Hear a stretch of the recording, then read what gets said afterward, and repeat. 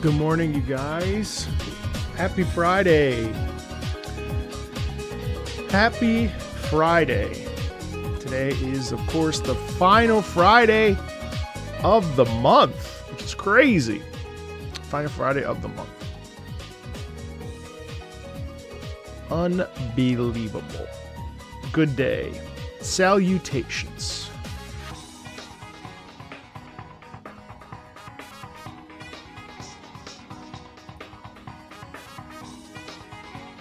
Welcome in, welcome in, welcome in. Yeah!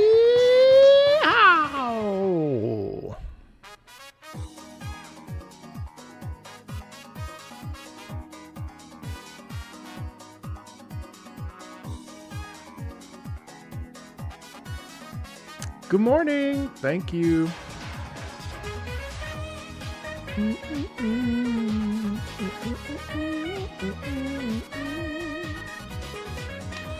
Good morning. Does this work? Yes. Okay.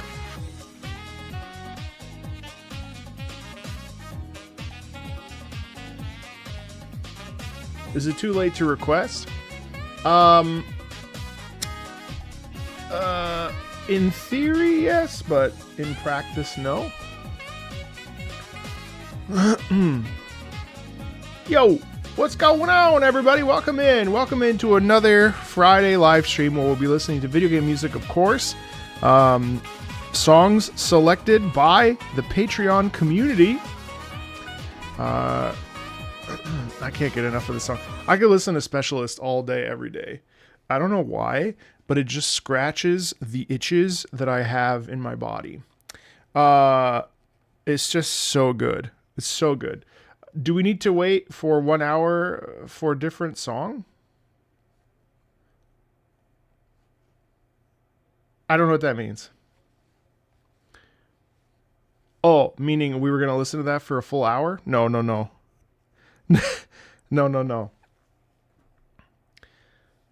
Have I ever listened? No, but we'll get there eventually.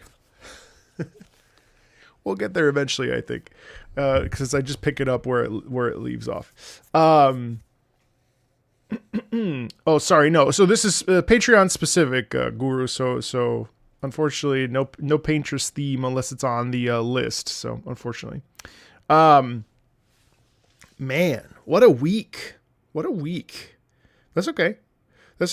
Thank you for asking. What a week. You know what I got some cool stuff. We finished Twilight Princess this week, which was, boy, that was so much fun.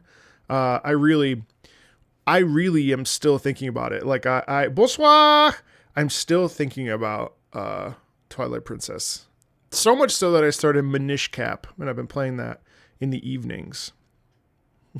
Hey, Apple.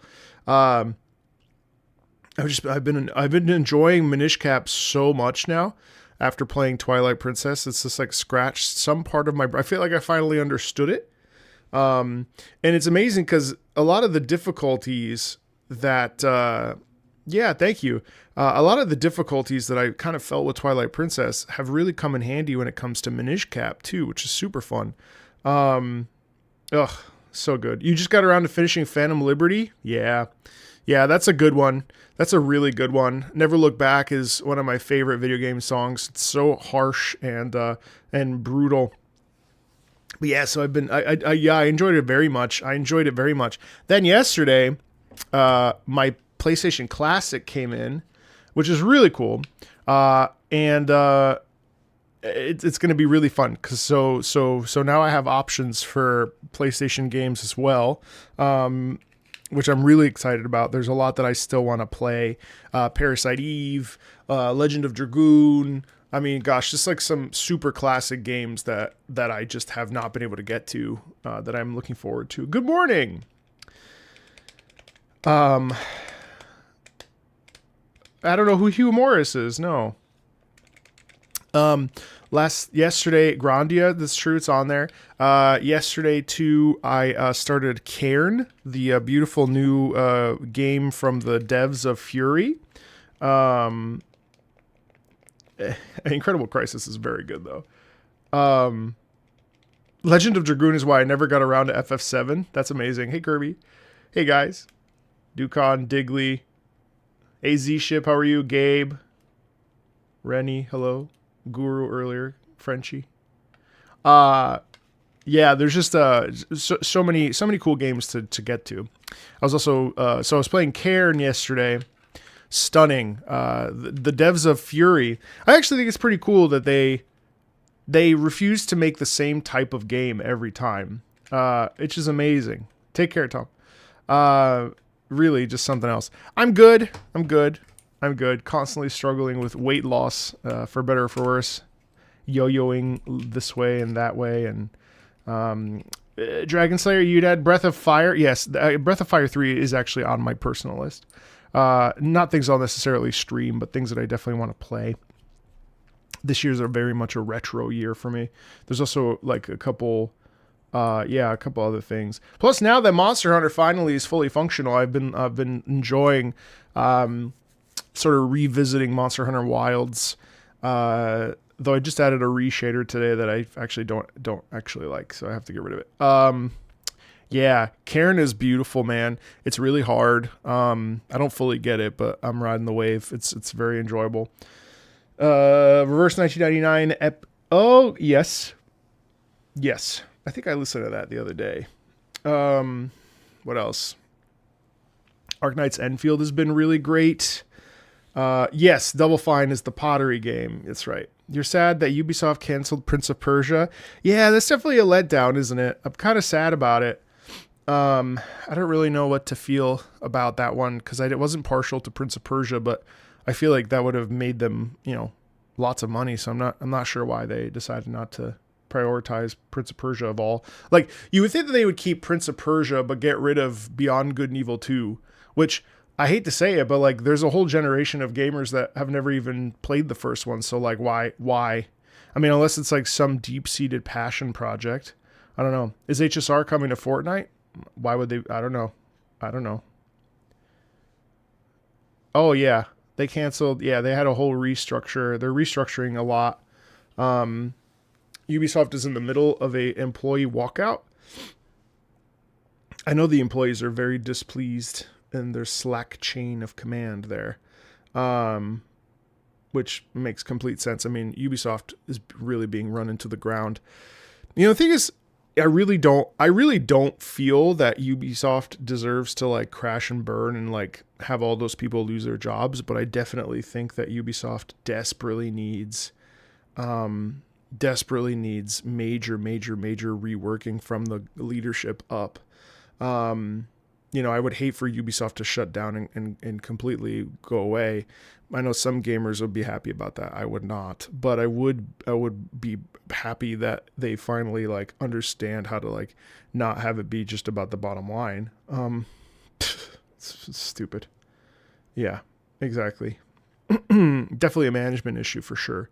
And a shareholder, shareholder issue, and it's just the thing has become such a beast, and like they basically were just making the same game every time, and I don't know why they chose to go with this like looter shooter, gear scoring thing where every game. I don't understand who at Ubisoft was like, let's homogenize everything and put it under the same universe. It's bizarre. I saw that Solid Snake is coming to Rainbow Six Siege, and on the one hand, I'm like, okay, that's cool. On the other hand, I haven't played Siege in years at this point, but I bemoan that's not what I want. I mean, it made me want to kind of try it, but hey, Redcar, hey Vanyar, as an Assassin's Creed fan, I would prefer that stay open. Yeah, of course. I mean, I love Assassin's Creed. It's one of my favorite series. I'll play every single Assassin's Creed game, even if I don't end up finishing half of them anymore. But isn't it that big companies just become super stuck in their ways and what they regard as common wisdom? I mean, probably. Unfortunately, I can't. Anything I say is conjecture, so I can't really speak to it. I don't know. But I do think that there's severe issues with how that company is being run, and it's very clear that it's all about the bottom dollar. Hey Ollie, what's up? Hey Sphero, how are you? Which is very annoying. It's very annoying as a fan of some of the IPs. Don't get me wrong, Far Cry 5 is one of my favorite Far Cries. I love Far Cry 5. I mean, you know, Assassin's Creed, I grew up playing that. Like that was when I first got my PlayStation 3. Assassin's Creed was like right there. You know, I used to watch my next door neighbor, who's a friend of mine, play Assassin's Creed 2, and I was so blown away by it. That and Red Dead Redemption were my like two of my favorite favorite games when I first got the yeah.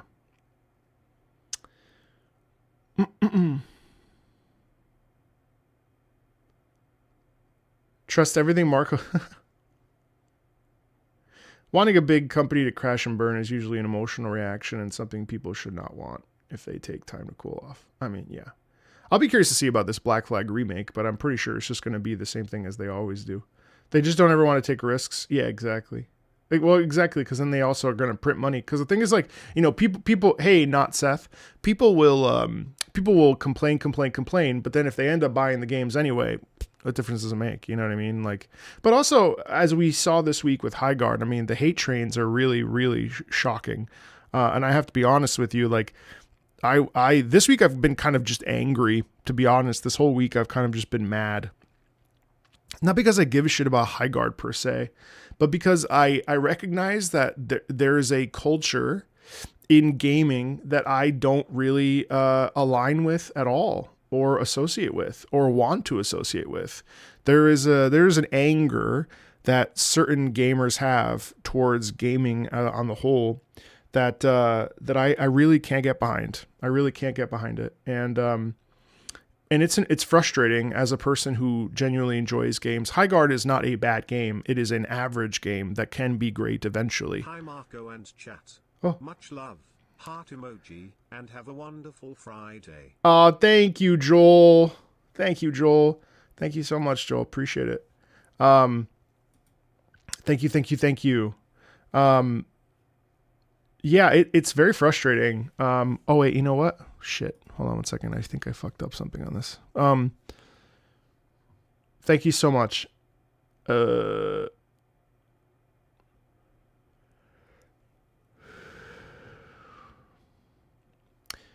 No, Highguard is not like Concord at all. I mean, I don't really know what the hell happened with Concord, other than the fact that no one wanted it. But I mean, like, but is that even true? Some people really enjoyed it. So I mean, like, you know, it's just that the vast majority of players didn't want it. And I think inevitably one of the inherent problems is that there is a lot of anger in the world, and I think it's. I made a post on Twitter where I basically said that Jeff Keighley, I didn't think that Jeff Keighley did anything wrong besides hype a game that he happened to like. And man, people, the way that people speak to others on that platform, forget it. It's like, there's not even a point in having any discussion on that platform. But I was amazed at how much people were willing to just be pieces of shit in the responses. And so as a person who tries to, like, kind of, I'm a glass half full kind of guy, to see that is always very tough, just because I'm sorry, I don't align with it. I don't align with it at all. You know, I had someone in my comments basically saying that games should be dead. Games should die so that games like Expedition 33 can be made. And I just think that is such a fucked up way to view the world. And it actually is really disappointing. Good morning. Forget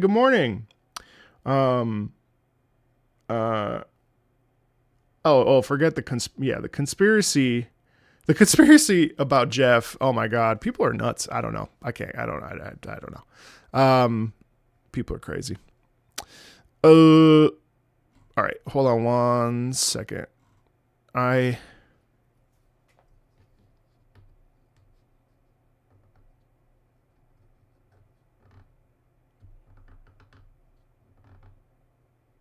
I mean, the AI conversation is, forget it. That being said, I do think that Ubisoft has issues, and they definitely need to fucking fix it. You know, it's unbelievable. You know, it's crazy. It's crazy how things are going, and I don't know. It's a very interesting landscape. 1 second.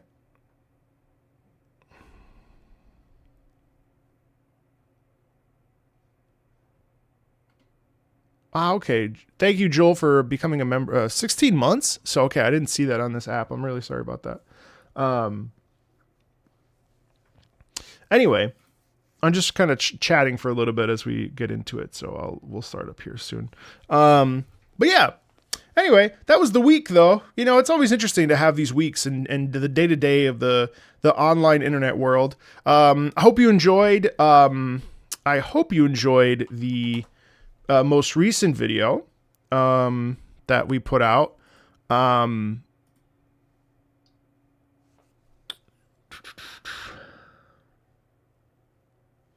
Oh, they're 1,000,000%. There's a whole negative grifter. 70 streams? Oh my god. Yeah. Yeah, but hopefully you enjoyed the video. Opera Singer reacts to the most hyped game themes ever made. Really, really happy with that video. And of course, the guessing every video game song correctly. That was that this week? No, that was last week. That was the week before. Yeah, so the slowing down thing has been really nice. The Outer Worlds 2 one did not do well. We actually ended up unlisting it just because, just for reasons. But yes, it was fun to have that interview, and that is available. I'll upload it on Patreon for free if anybody wants to watch that. Next week we do have a video with Bricky because I have an exciting announcement, and I'm really excited about it. Where Bricky and I are doing sort of a collab, kind of. But yeah, and then I believe since it's February, we'll have a new non-gamers episode next week, and then I think the Jesper Kid interview will also come out next week. Finally, we have a bunch of stuff cooking. The shortest video game music video. I'm really excited about that one. We also have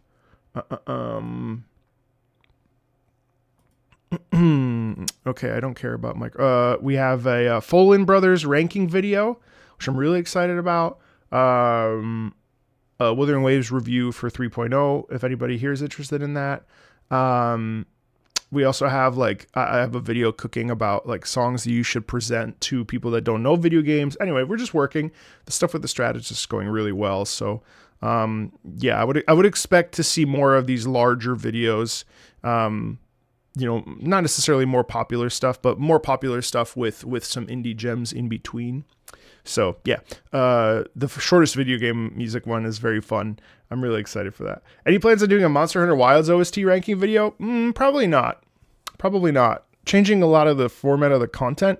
I'm not going to say no, but I'm not going to say yes. Unfortunately, just because we're really shifting away from single thing videos and really focusing on larger stuff. Yeah, I'm very happy with my strategist. He's great.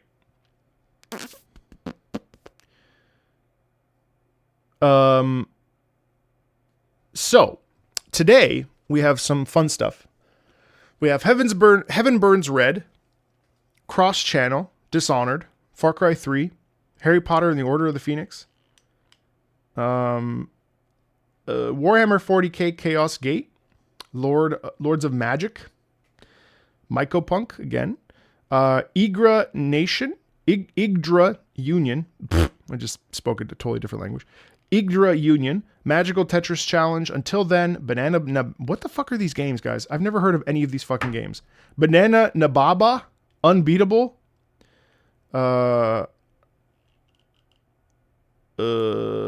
Romancing Saga 2 or Street Fighter EX Alpha Plus, Rise of the Triad. This is a Rise of the Triad, isn't that? Final Fantasy 11, Final Fantasy 14, Cave Story, So Let Us Melt. Ooh, another one. That's nice. And Ultra Kill. Oh, an Ultra Kill. Okay. Cool.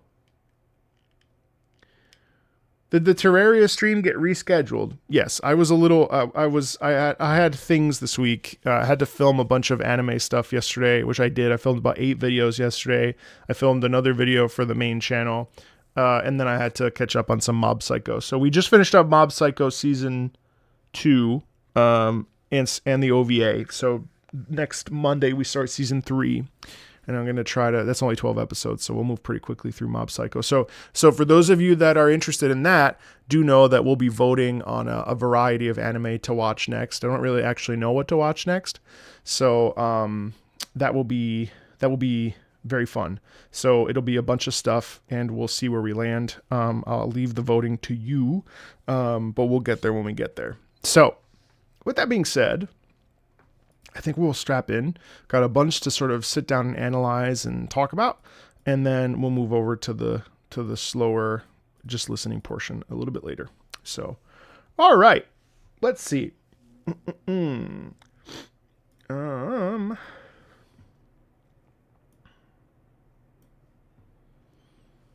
right, Heaven Burns Red After You Sleep. There is Lords of Magic. It's true. I see it. Last month, I suggested the song Before I Rise, which is the opening theme of the game. This song pairs with last month's song because it is the ending theme for the game. Start at 22. Is it only patrons? On Fridays, yes. We will have a community live stream in 2 weeks on the second Wednesday of the month. Okay, let's see. Okay.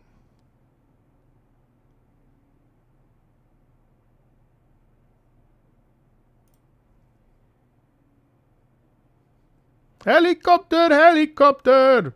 Oh, today's the 30th? Oh, that's an old title. Sorry about that. Oh, yeah, you're right. 130, 26. Okay, thank you. Okay, let us get into it. Hello. You still can't get over that your song was picked last community stream? Can I ask you a question? Is that important to you? That, like, you put your song in the hat and it got picked? Like, sorry, that sounds really negative. That sounds mean. I don't mean it that way. But, like, do you think that is important to people? That their songs get picked or potentially picked? Or, like, is it more just, like, the vibes? Because I don't know. I'm on this side of things. You know what I mean? It gives people a sense of accomplishment.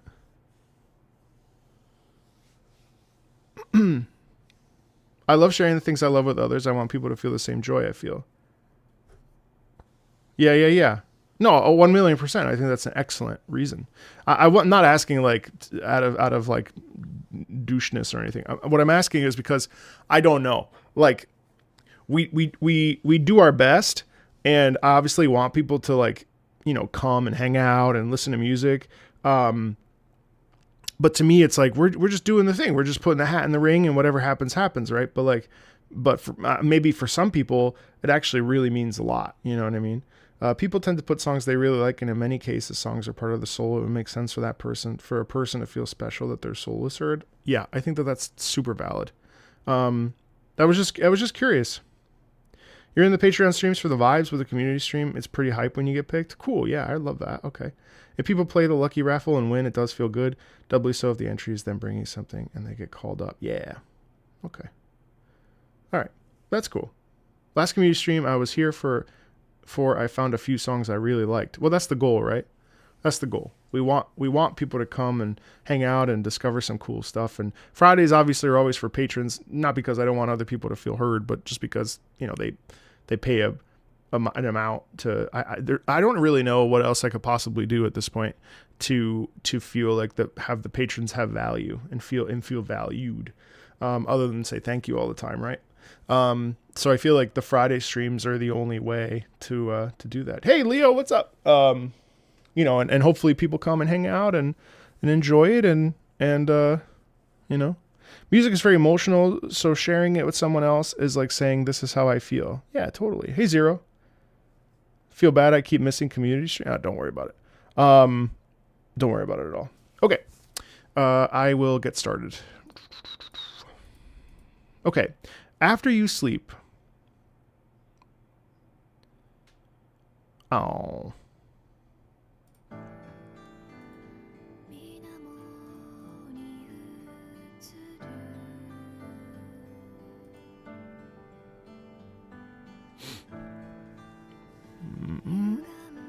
Oh, hear the lyrics.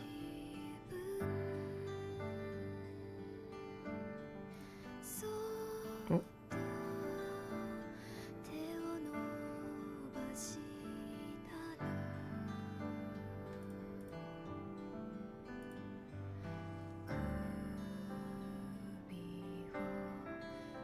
Oh, thanks, Elliot.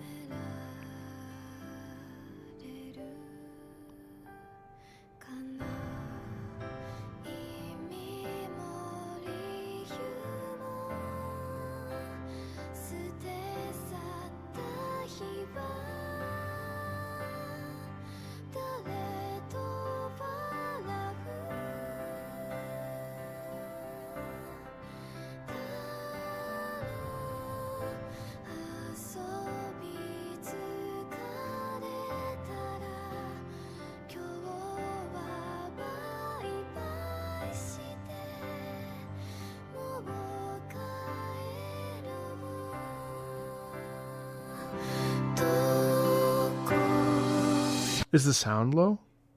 How is this better? Hold on.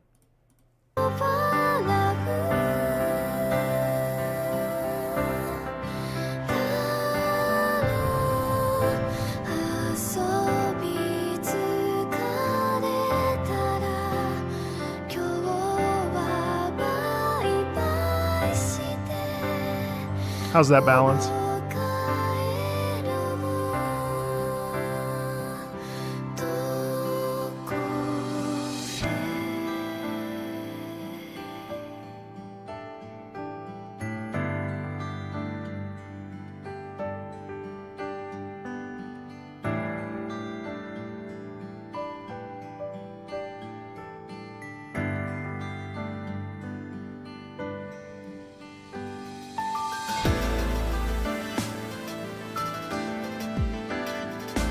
Yeah, you know, this piece. We'll sort out the sound stuff in a second. Also, hold on one second.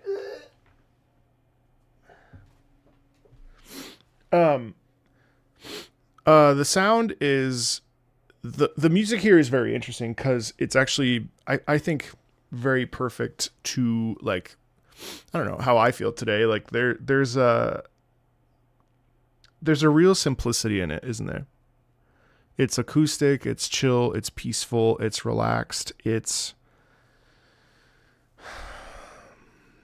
more than anything, it feels like this, like looking at someone you love and you feel this beautiful embrace, this beautiful feeling of being seen, of being heard, of being understood, of having a person compassionately love you the way that you love them.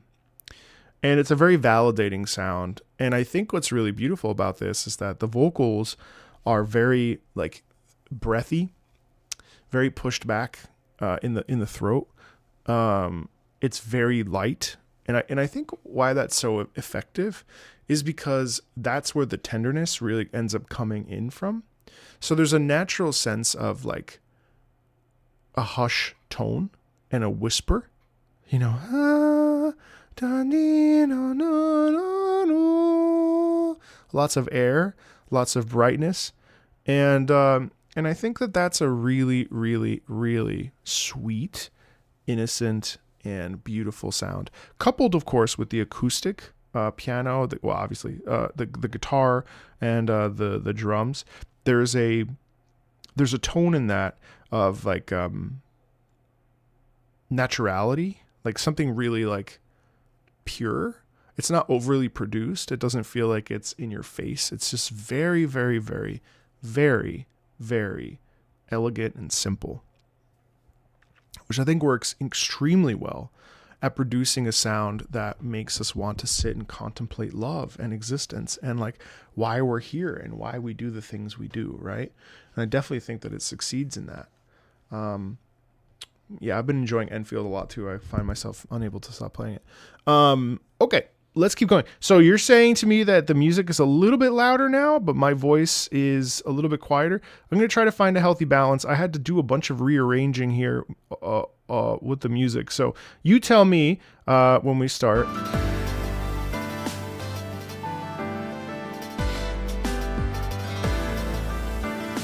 How's that volume and my speaking voice?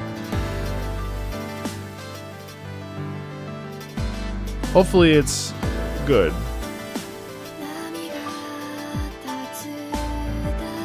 Sounds fine to you? Okay. Sounds good. All right.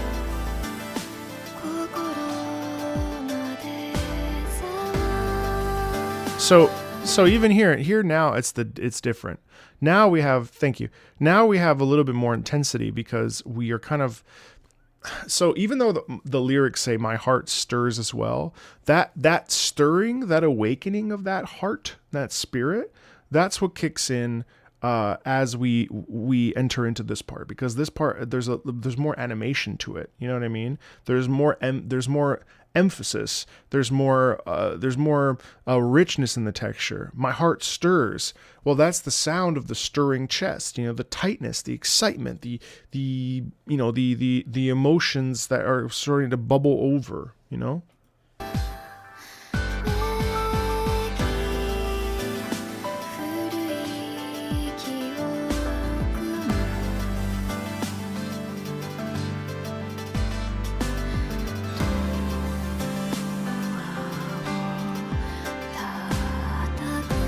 Actually, wow.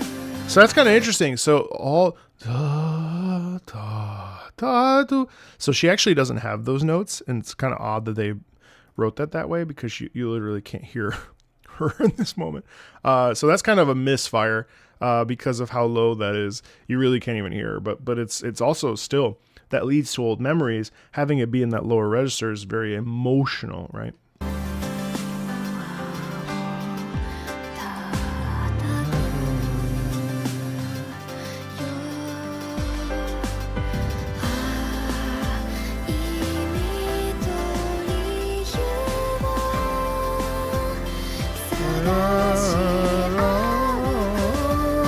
And then we slide up into the upper register.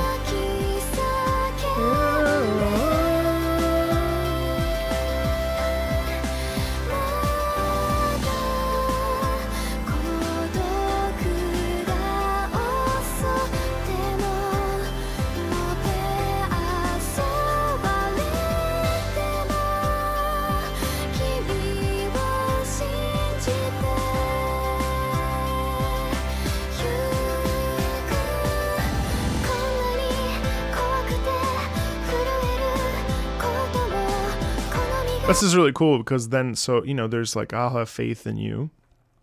And then when the anxiety kicks in, that's when, ba-da-da-da, ba-da-dee-da, da-da-da-da-dee-da-dee-da, be it trembling from fear. That's where we start to get that faster thing. And it's really cool how there's almost this like grace and this, like, I'll keep having faith in you.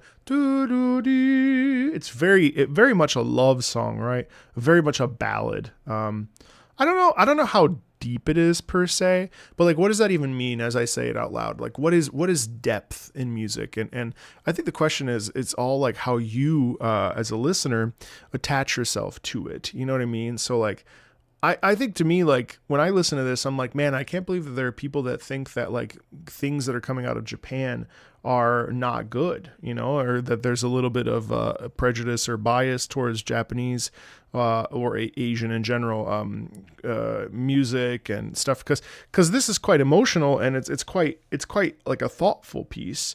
You know, when I say it's not that deep, what I mean is like there's not a ton going on with the instrumentation and stuff. You know what I mean?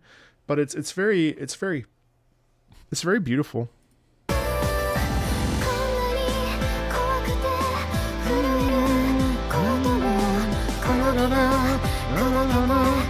I love the breath and the sound there. So much of that tension in that.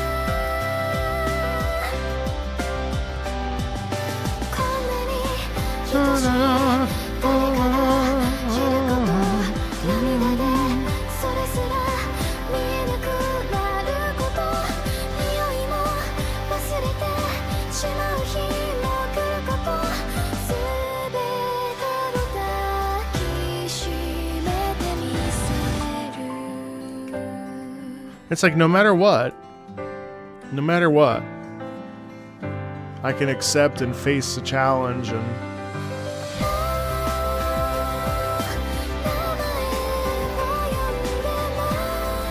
super light.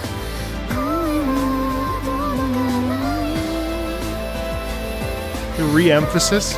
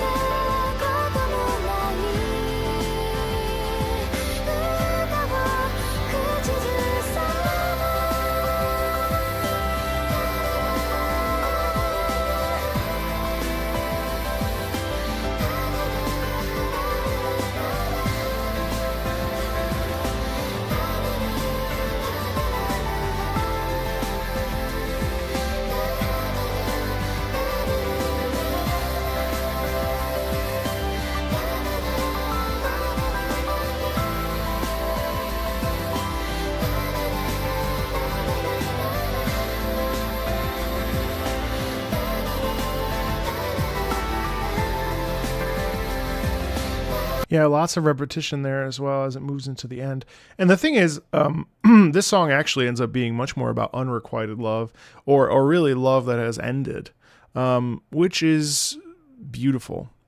I have to say there's a real elegance in this sound. And the breathy qualities really work because it's a sound of exacerbation. It's a sound of exhaustion. It's a sound of wanting to be heard and not being able to be heard, and being seen and not being seen.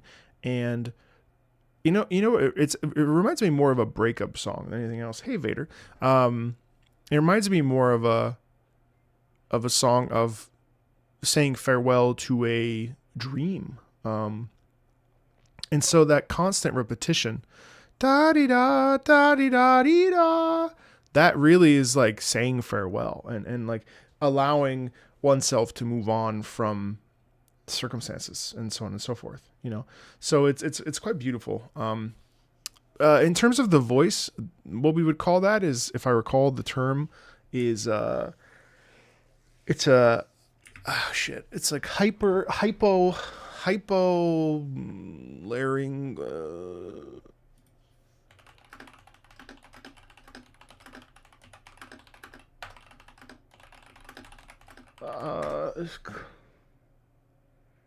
Hypo. Oh shit! I can't remember the.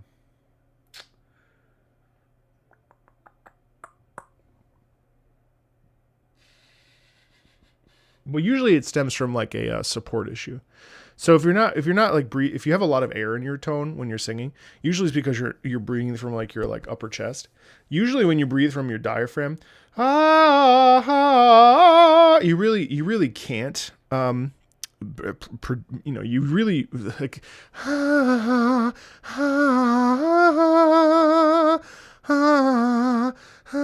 which is why it's weird. On the one hand, is it flawed singing? Probably. Does it end up feeling kind of evocative? Actually, yes. So it's a trade-off. You know what I mean? Like it's hard to say. Okay, next up we'll listen to Cross Channel. This is Crossing from Cross Channel. Alrighty.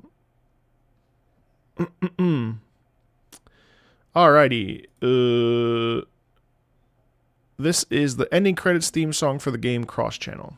Good evening. Good evening, Janasu.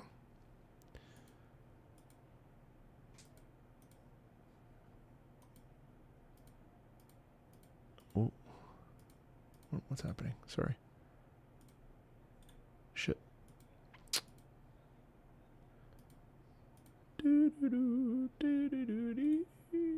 Huh?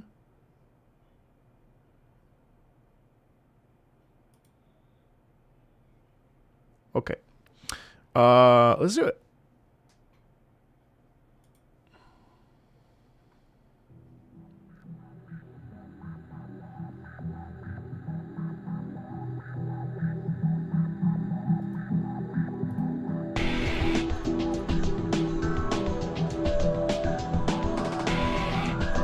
Cross channel for the PS3/Vita. Okay.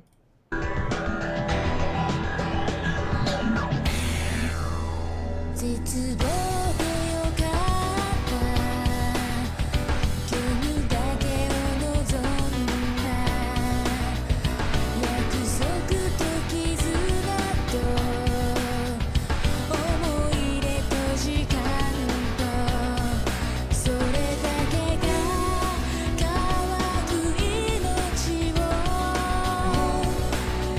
潤す騎士 It's not my fault.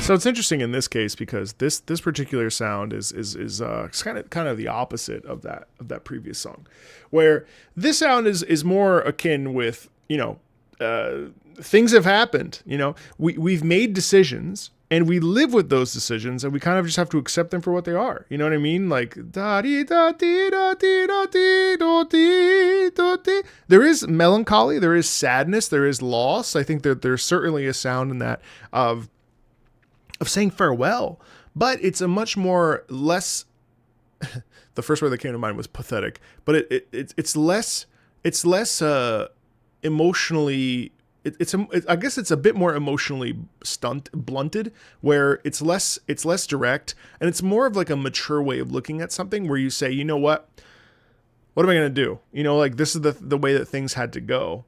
Do I wish they could work out differently? Probably. But unfortunately you can't. And the vocals here are much more focused. They're much more rhythmic as well. There's more of a sense of determination and a commitment to, you know, oneself and owning the choices.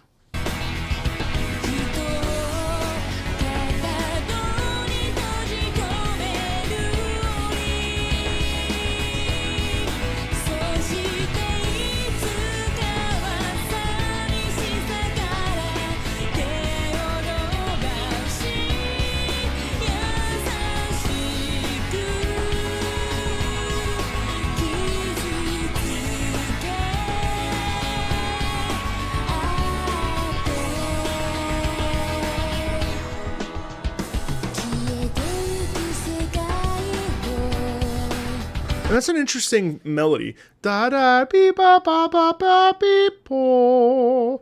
That does have melancholy in that phrasing, doesn't it? Ba beep ba ba ba beep ba po. It's sad, you know. And well, the text says, "This vanished world I did nothing but keep gazing at."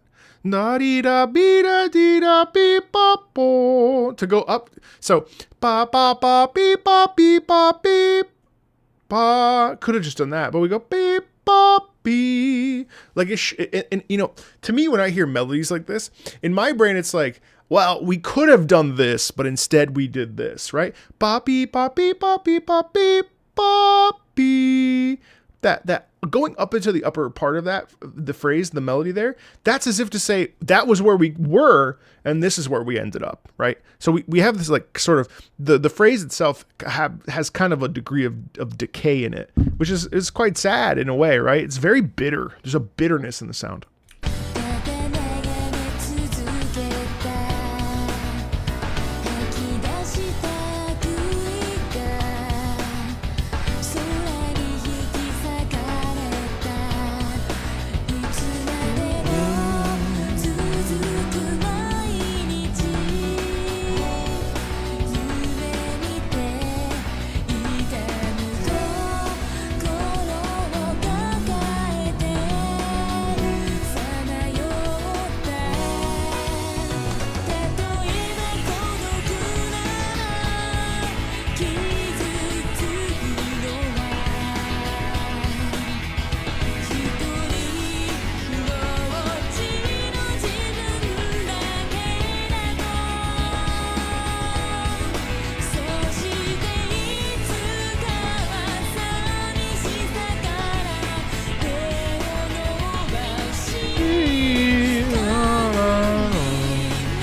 Hey, Manny. 太鼓に揺れざわめく人の記憶この空がなくなるその日までは生きてゆこう世界と自信と交差させる言葉伝えるためのチャンネルそしていつかは寂しさから両手広げ錆びつく世界を抱いて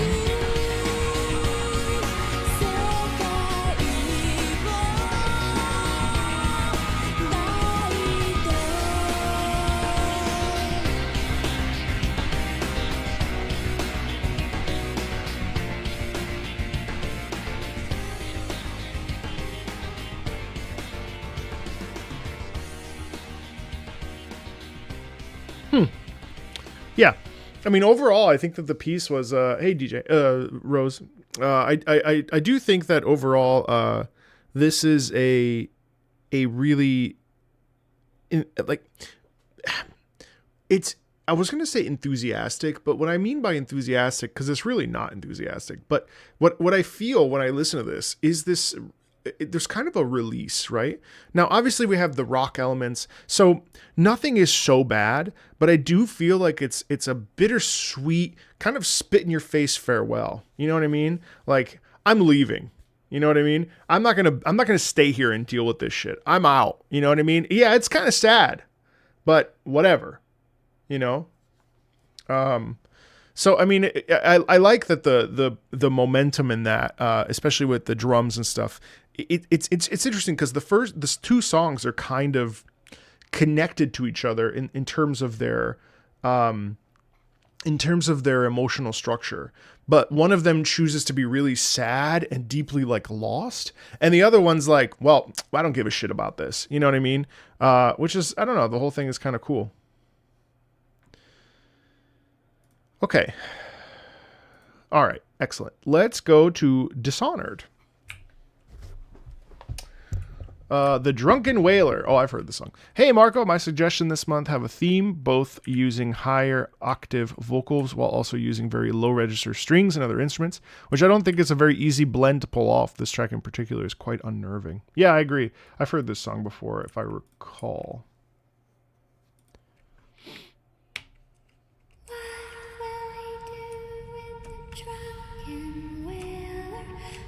Yeah.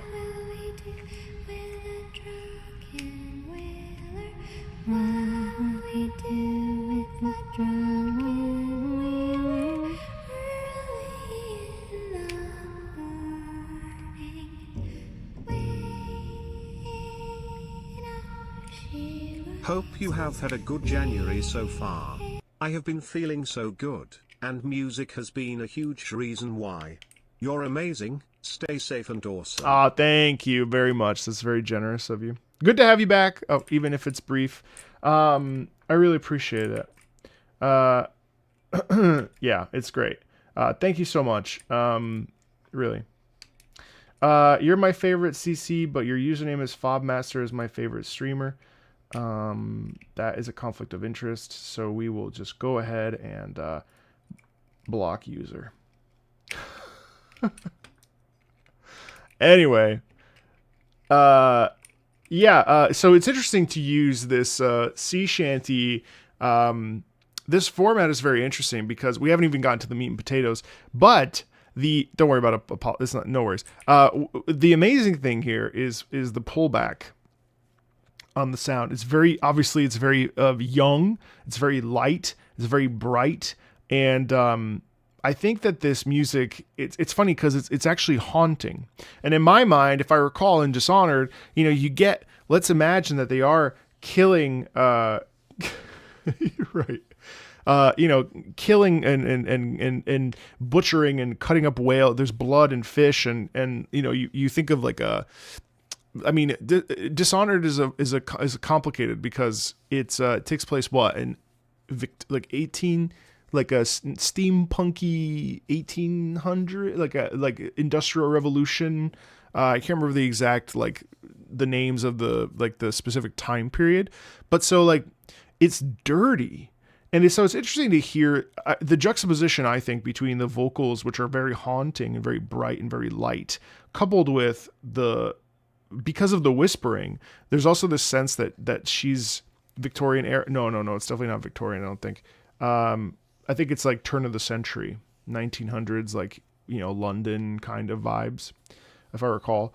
So there's a kind of brutality in that, I just picture blood everywhere and fish guts and this girl just wandering around this fishing village,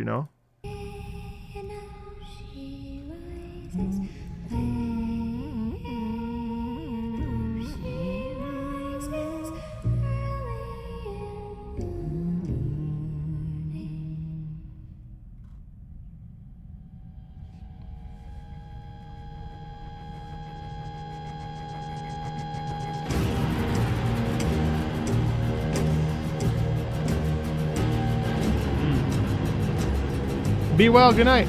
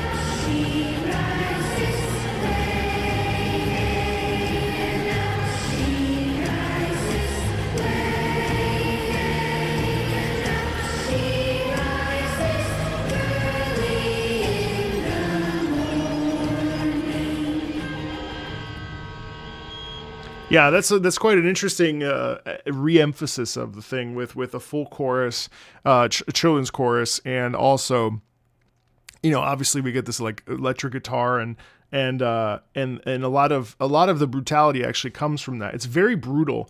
It's very, very stark and very, very twisted, and it's interesting because what would you do with the drunken whaler, drunken sailor, whatever? It's not really a children's song to begin with. What would you do with a drunken sailor? What would you do? Or drunken whaler, whatever.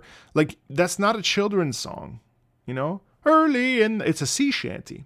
And so that means to me, if we're really thinking about this, these are kids that didn't grow up with a normal childhood. These are not kids that were safe, nurtured, protected. These are kids that have had to, kind of take on the world and just deal with it as it comes and grow up really quickly, right? And I think like part of that, again, it almost to me, it almost sounds like a ragtag group of kids that that are on the street and will stab you for your 2 pennies because that's what they have to do to survive, right?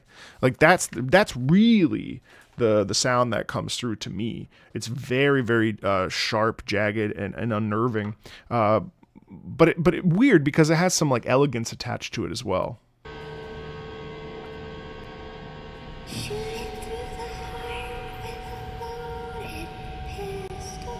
Shooting through the heart with a loaded pistol.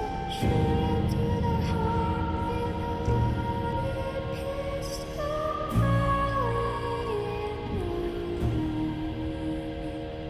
Slicing throat with a rusty cleaver. Wow. Slices throat with a rusty cleaver. Slices throat with a rusty cleaver. Early in the morning, Slice his throat with a rusty cleaver. up she rises. And up she rises. And up she rises. Early in the morning. Wow. The dying vocals there as well.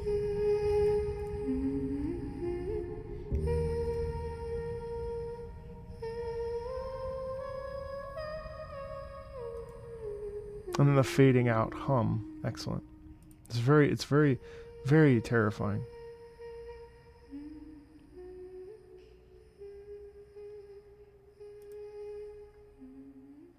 Hey, Sandrema, how are you? And then the fade away there. It's a very I think very, very palpable, scary, unnerving sound, and also I truly it just fits Dishonored's world really well. And it kind of like, you listen to that song, whatever feeling you get from that song, that is exactly what the game is like. Broken, twisted, dark, gritty, terrifying, a world that like we shouldn't live in, that is so on the nose for what Dishonored is. Man, now I want to replay it. What a good game. Yeah, that's great. Thank you for bringing that to my attention again, Christopher. Now we're going to go over to the Far Cry 3 main theme. Hey, Zero. I feel a mixture of emotions when I listen to this track, but I can't help but get the sense that the composer's trying to communicate a sense of relief or epiphany of some sort. I don't know. Maybe I'm crazy. Let me know what you think. Hope you like it. Cool. Yeah, we'll tell you what I think. It's been a minute since I've heard this main theme.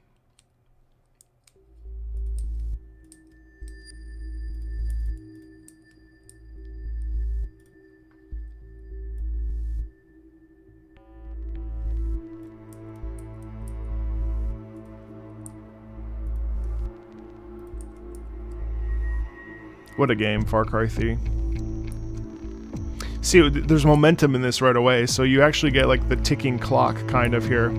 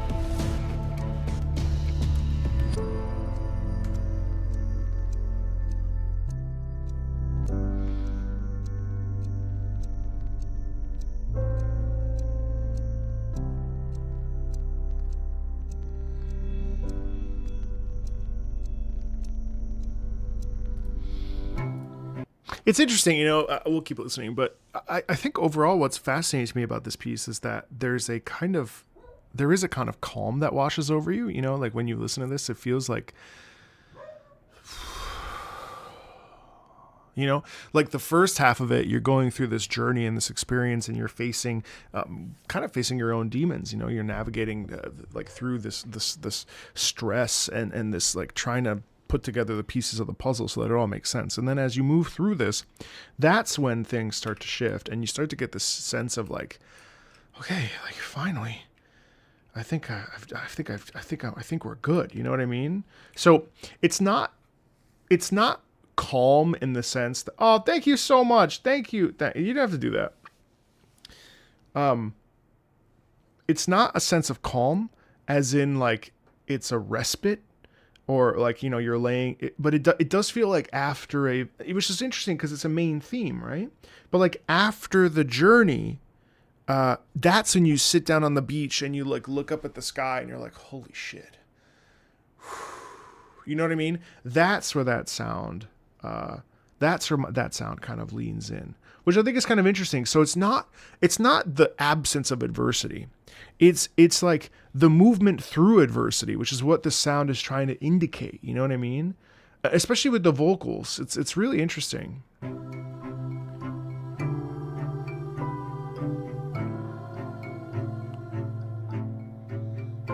And I think like the thing is like it's not the cello is short, thum thum thum thum thum thum thum, but then the vocals have a legato connection, even though they are also kind of moving in the same way that the cello is.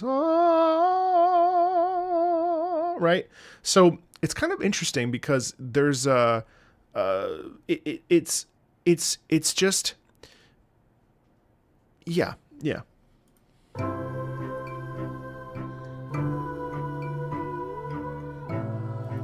And then a couple times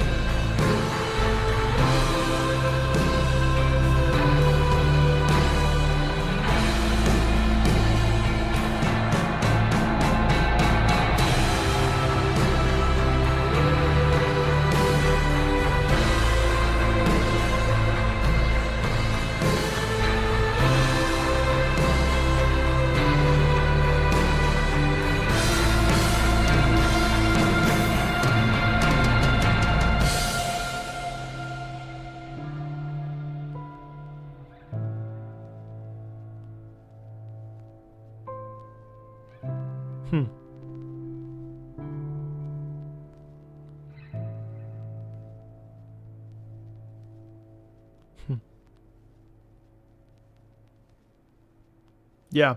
And so that push up is the culmination. And I think it's like grabbing your hair and contemplate, like, are you serious? Like, I can't believe everything I just experienced. Oh, and it's like the weight of the choices and the weight of the decisions, even though it's interesting because this is the main theme. So it like kind of showcases what's to come, right? You can't help but feel like everything comes crashing around you and you wake up to your current / new / the reality that you're now facing. Right. And so it's interesting. I wouldn't say it's calm, but I would say that it's, a very, I think it's a really thought-provoking piece about like what to do when everything around you falls apart, and how do you, what do you get from that? What do you get from when everything falls apart? Like, how do you pick up the pieces of your life? Am I planning on making a video about the new OST and Warframe? No, because I already played through it, and I feel like I mean, no, I don't think so. I mean, it's not impossible, but I feel like I did so much Warframe in December that I feel like I hit my fill. Okay. So next we have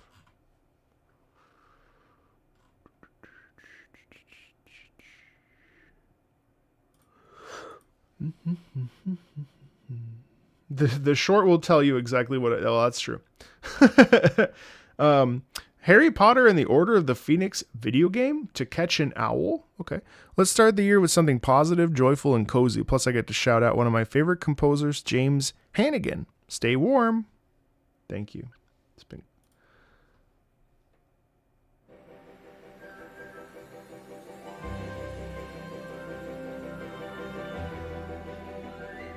Yes, just right off the bat, I think what's really interesting to me about like any of these video games, and I've I've been playing through the Two Towers PlayStation 2 video game recently, or no, the Return of the King video game, and that's all licensed music by Howard Shore, and like that game is basically like a a sort of I'm surprised they never did a Fellowship of the Ring. Well, there've been other Fellowship of the Ring games. There was a period of time where there were constant Lord of the Rings games coming out, but the Two Towers and Return of the King are basically like companion pieces for Lord of the Rings. Just like I think that the Harry Potter games are also companion pieces for the movies. Back when we used to have movie tie-in games, and the point is that what I'm trying to say is that so this composer. James Hannigan has to emulate John Williams. We saw this with The Great Circle with Indiana Jones. We also, we'll see this a lot with basically any Star Wars game. There's always this sort of like, what is the sound of Star Wars? What is the sound of Harry Potter? What is the sound of Lord of the Rings? And so I think it's always interesting to hear how other composers emulate, in this case, John Williams.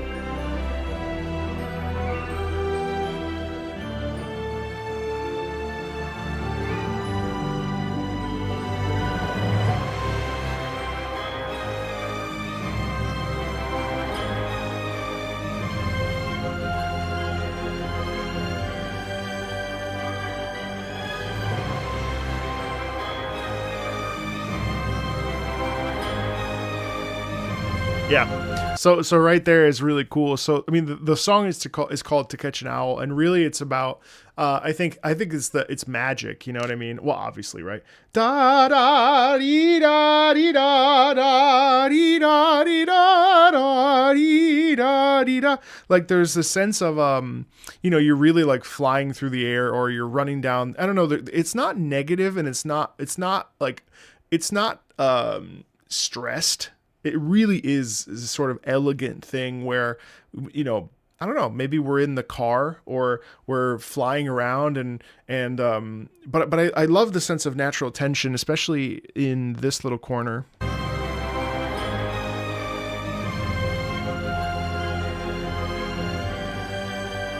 Right. It feels it's as if we're walking or flying on our broomstick, flying on. Well, actually, no, flying on our yeah. And we go over this hill, and suddenly we see the vast lay of the land. It's really interesting. It's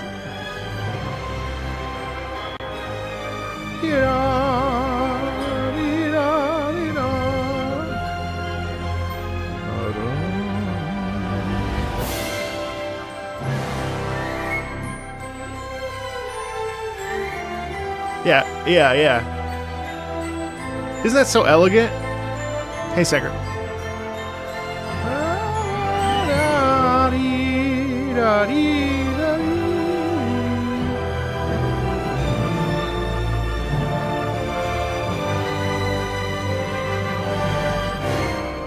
Oh, tension. Yeah, it's fun. It is whimsical. I appreciate how much this song is about like moving through a I don't know. Like I picture like going through like the tunnel at Hogwarts and coming out the other side and like gathering our friends like, hey, come on, we got to go this way. And we're running. I don't know why we're running, but there's a sense of enthusiasm. Or, I could even also hear like the beginning of a Quidditch match or the sound of, I don't know, it's whimsical, right? It's joyful. It doesn't feel very thrown away. Like this is the kind of thing that could be written really, really, really haphazardly and sort of superficially. And instead, I feel that we get like a real, like actual quality, like John Williams-esque sound. You know what I mean?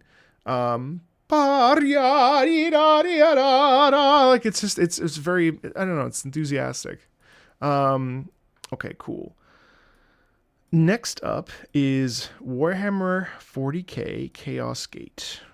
If you cross Space Marines, Paladins, and the Secret Police together, you get the Grey Knights. Made using the God Emperor's DNA, the Grey Knights serve as the Grey Knights serve a single holy purpose to stop chaos by any means necessary. Okay. Also, guys, I hope that I'm like making sense, because I guess I'm kind of tired today, so I feel like I'm like saying shit, and I don't know if any of the shit I'm saying is actually making sense. Have I heard any of the OST from Eugenics? No, I literally just checked in on my wish list for that game. I'm looking forward to listening to it for sure. I am making sense. Okay, good. Just tell me if I'm not, or if you feel like I'm just sort of like, I don't know, not making any sense, or like talking out of my ass. Because today I definitely feel like I am today. Okay. This is The Chant.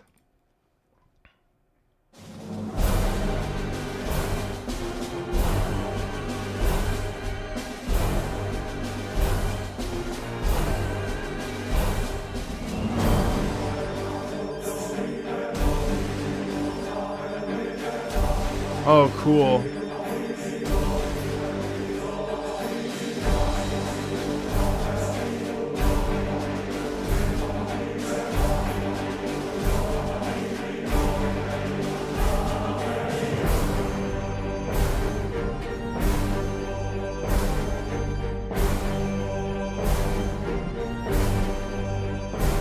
I love the, first of all, before I continue, what is that game going to be like, Mugenics? Is it actually like anything? Well, it's a totally different game from Binding of Isaac, but like what's the gameplay style? It's unclear to me from the images. So what I like about this theme is the hits. First of all, I love the chorus. The classic. I mean, like, this is the kind of thing that like Warhammer always has inevitably this, like, the chant, the chorus of soldiers, whatever faction they're in, right? There's always that sound of the gathering of the troops, and I think in this case, the momentum is really fun because it kind of indicates, obviously a natural tension, but it indicates like that these guys are unstoppable. And you shouldn't get in the way. You know what I mean? You better keep moving, and really, really focus up on making sure that you don't get in their way.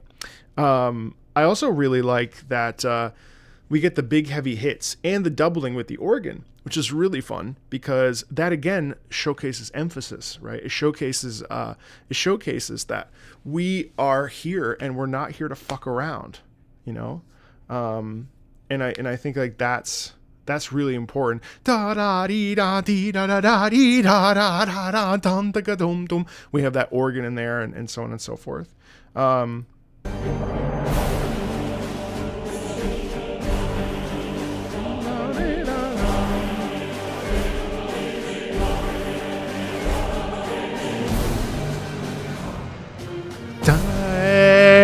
And so in that is another instance of tension where we have this push and pull, right? And it feels much like a chant, like clapping your chest and really, standing strong.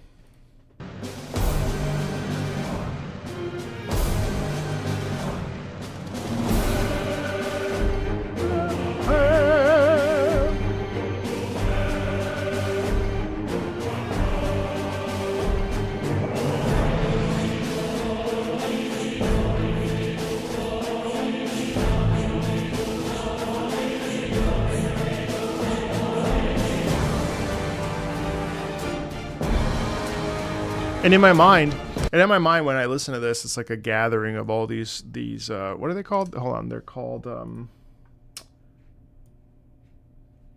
the Grey Knights. And so these guys are not to be trifled with or fucked around with. And so there's a tension in that. And I kind of watch them just sort of amassing and like lining up, which is really cool. And like you see them just like, and they're super serious about their actions, And I think, again, because there's so much unison movement here, it really feels like a unified force, right?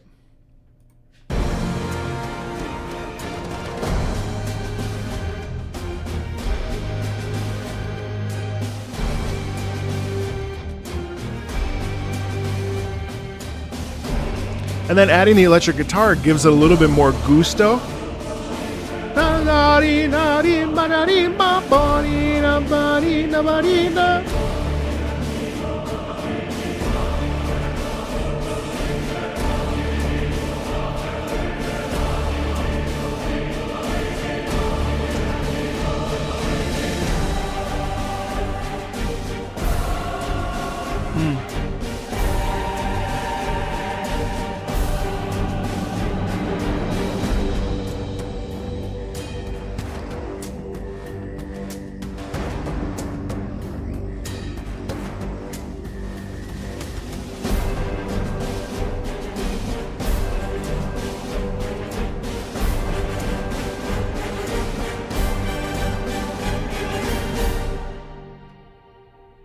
I also like here at the end we get some really wonderful throat singing and stuff too, which is really fun.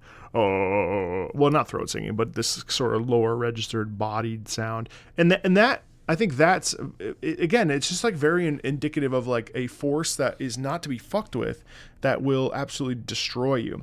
I don't think the track is very complicated in that it kind of repeats itself pretty consistently. It doesn't really take us on a journey so much as it paints a picture of these gray wardens. Oh fuck, what the fuck are they called? The gray knights, excuse me, Gray Warden Knight. But you do feel like sort of like the angry momentum in that sound, which I think really works super well, in fact. But yeah, Mugenics is a turn-based strategy game inspired by Magic: The Gathering, where you can send cats on adventures and each run will be complete. What? You can breed your cats for them to inherit abilities. Has a 70s vibe to it. Wait, what? What? Hold on. He's got a broken neck. He has horrible IBS. His mouth and one of his ears are missing. His soul was removed by a Kandarian demon. What was that last one? He's taken a shotgun to the face a couple times. What? He's got rabies, I'm pretty sure, and he's made a deal with the devil. He was stabbed repeatedly in the neck, chest, face, and hair. He's incredibly dehydrated. He has depression. Who doesn't nowadays, right? He appears to have a conjoined twin. He has a gambling addiction. He was probed by aliens. He was mauled by a large headless beast. His tail appears to be growing ahead. He has ADHD. He got into a fight with a dog. Mugenics, coming to Steam February 10th, 2026. Oh man. So this is a strategy turn. So it's a turn-based game. It's like a strategy turn-based. I mean, I love the art style. It's very Binding of Isaac, but that's so interesting. I can't get a sense for how it will actually play. But, I mean, oh, I see. So it's like XCOM, but Binding of Isaac. Hi, bird. What the heck did I just join into? Hey, Hujiro, how are you? Yeah, this game looks crazy. It's definitely on my stream list for sure. Crazy. Like Into the Breach. Yeah, it does definitely seem like Into the Breach. Fascinating. So you have multiple different cats. Okay, and then they move. They have certain abilities. Yeah, okay. That looks fun. I definitely want to try it. I'm all for it. And then here's the roguelike sort of. Spoosenvex is the name.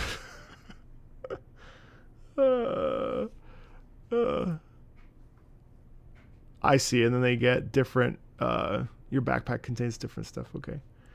Did I listen to the Tenno concert? I did when it came out on my own time. Yeah.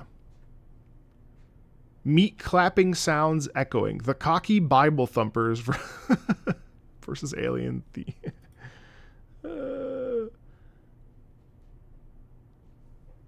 He did a playthrough on okay, cool. Yeah, no, I'm definitely looking forward to that. February 10th, man, that's just around the corner. Man, time is flying really fast.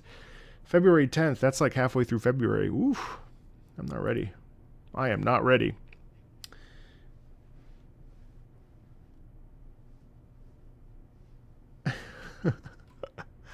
All right, let's see. Where were we? Lords of Magic. Keith Zizza. Water Theme Remastered. A game that marked my childhood. The world is divided in 8 faith. Life, death, water, fire, earth, air, chaos, order. Each with its own great theme. Let's do it.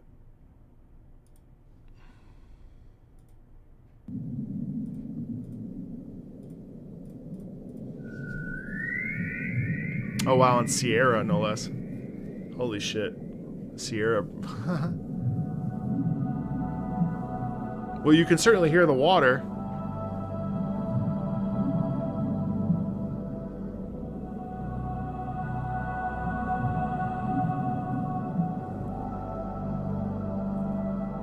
It's like those shows.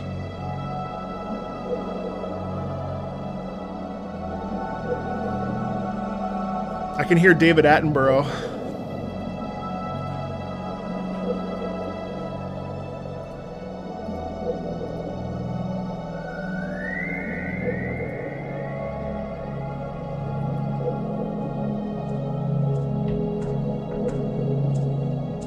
Okay.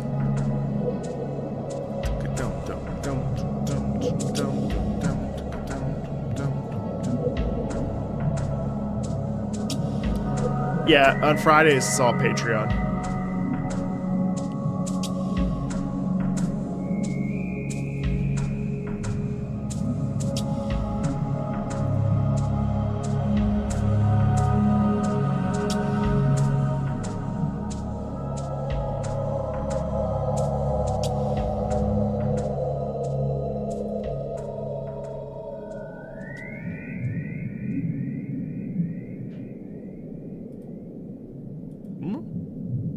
So it's interesting, you know. This music is so interesting to me because it's setting up action and also is ambient. So like the whole middle corner here that we just had was really like dum dum dum dum dum dum, which is obviously like action music. Like we're going into a circumstance, we're taking care of business, we're marching forward. But around it, it's like we dive into the water for the first time. It's like the deep, deep ocean, and we're on our boat. We dive in, and suddenly we are, you know, we this wild, like, you know, reef comes to life, bright, beautiful colors with all sorts of different animals and fish and whales and of course like sharks, and you know there's a jellyfish over there, a school of fish, and then it's interesting. It's almost like in the distance you can see maybe the action music is actually the you know the shark chasing down a I don't know, or the dolphins flying, like swimming really quickly or whatever. There's such a I don't know, even though there's momentum in it, it's still so gentle that it ends up feeling like this, just very majestic, which is the whole point, right? Will this be a VOD or due to copyrighted music? Not so much. Oh yeah, it'll be a VOD. There might be 1 or 2 tracks that get muted. That's just how it goes. I'll have to listen to this like a podcast due to having to be away from my laptop, but that will amplify the music experience. I think so. You see this very often in old games. Hardware back then didn't have much channels to play simultaneous music. I saw this. Yeah, absolutely. Hey, Katie, how are you?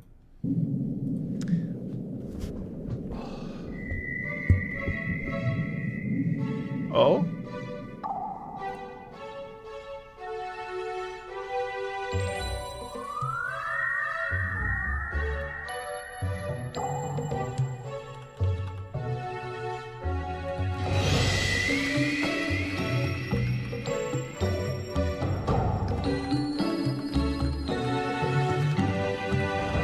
Bum, bum, bum, bum, bum, bum.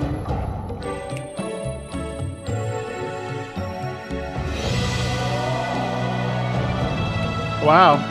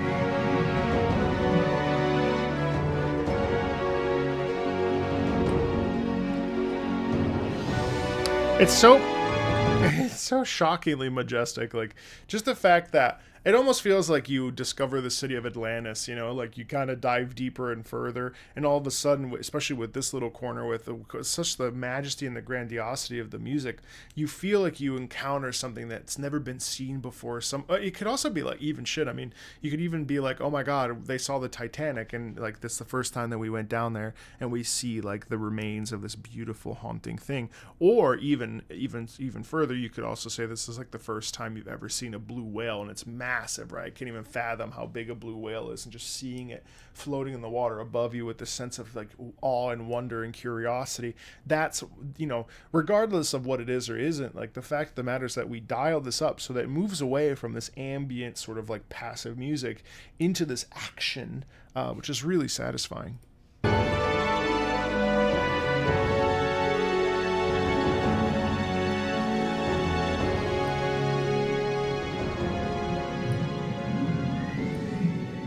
Beautiful. And then it kind of resets back, right? Very pretty. Very pretty. Very, very, very pretty. I liked that. I liked that a lot. And then Ryan, who is currently getting an Italian sub. Let me ping him.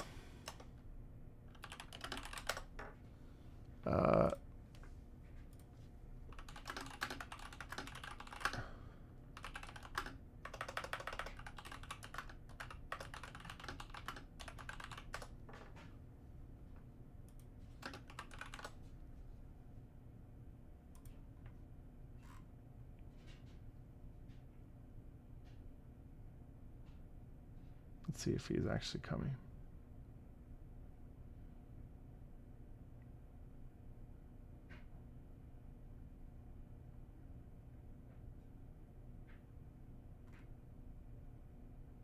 Oh, okay.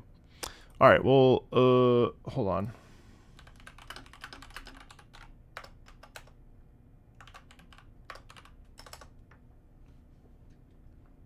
Sorry, he was saying he had wanted to be here. You were shocked that Fuga? Well, dude, we did several OST listens of Fuga that are all on the channel. So don't worry about subbing. Okay, we'll skip. All right, let's pop down to Yggdra Union, Gulkasa Sorti.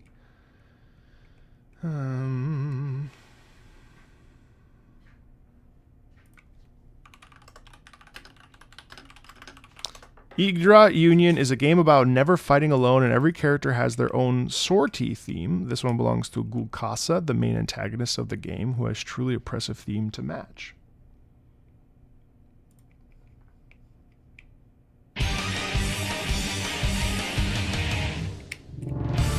Hello.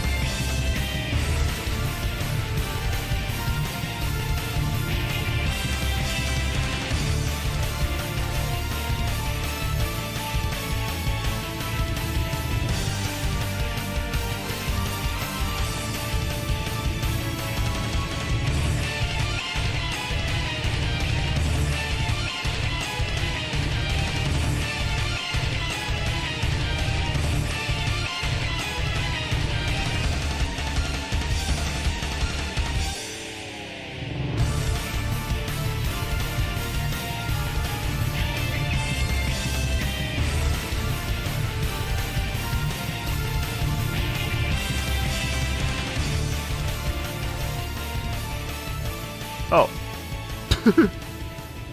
Yeah, I mean, that's fun. I mean, it's unrelenting power, right? It definitely gave the the in-game each individual battle theme. Every battle never takes a long time, so it's kind of like Advance Wars. Oh, I see.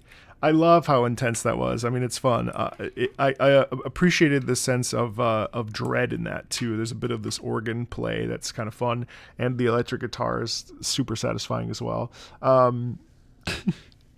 It just kind of goes extremely hard. It definitely woke me up a bit. Fun little piece.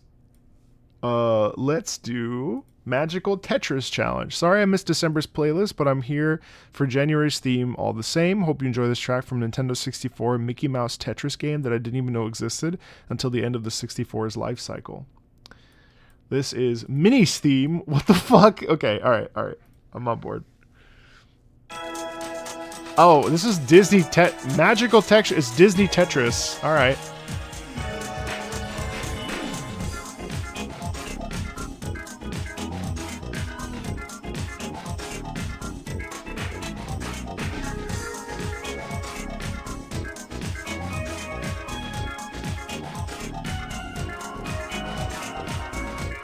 Oh, I love the melody there.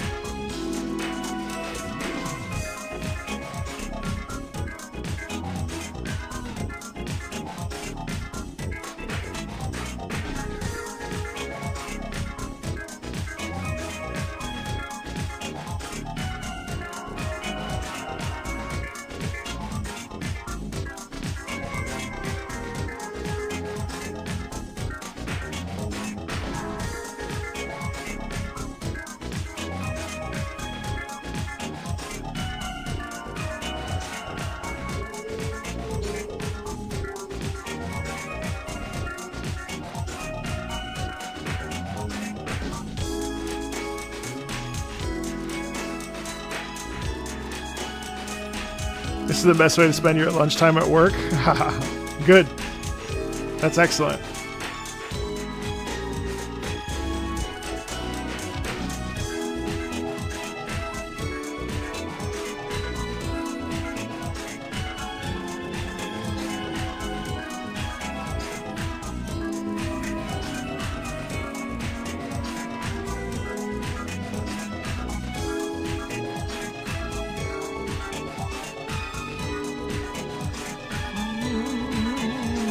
I actually love the melody here.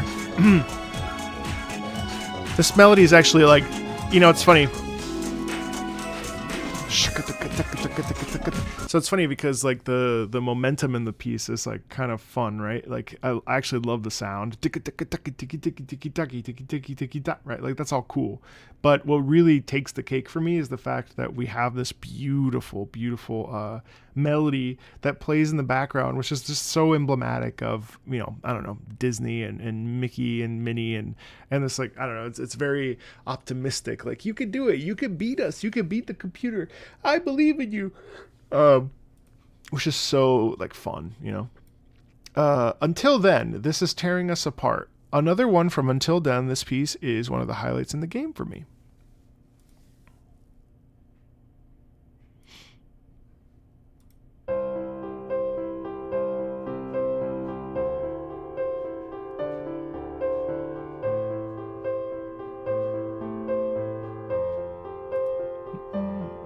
Oh, this game. Yeah, Until Then. This is the visual novel? No. With the two brothers or two. Yes, this is on Steam.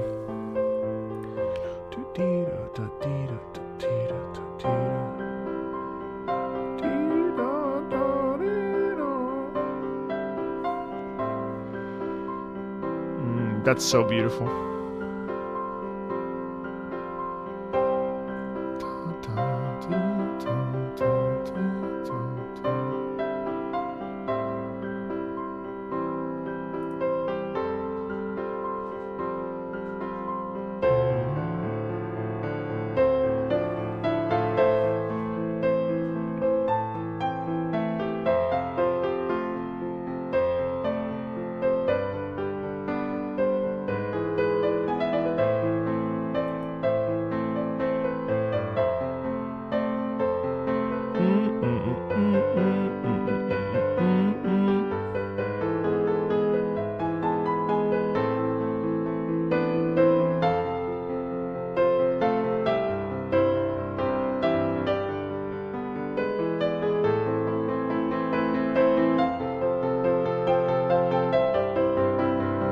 That's so pretty.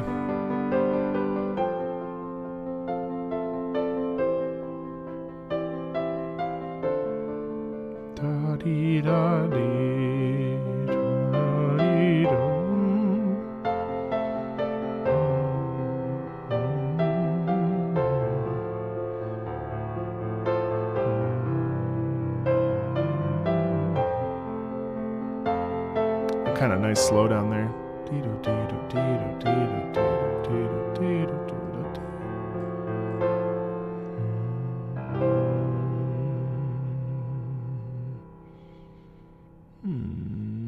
That's lovely. That's such a warm song, Hey V, it's just so beautiful. And it's like, life is good, Time is Tearing Us Apart, which is the title. Oh shit. Okay. Well, all right. Well, when I listen to this, I can't help but feel like this beautiful like moment of like, I don't know. I feel respite.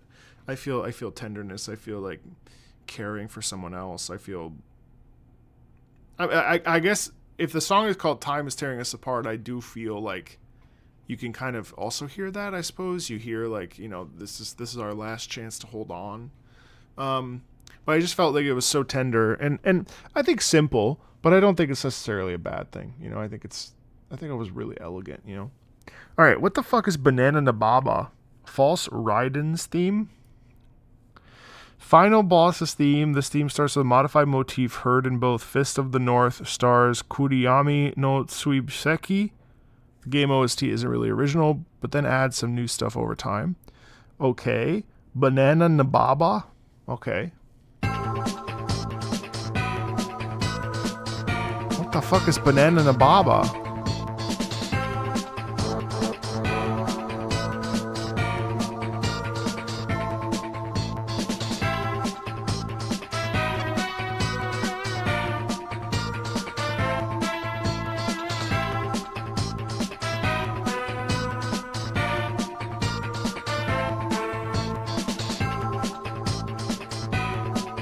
Hey FK, how are you?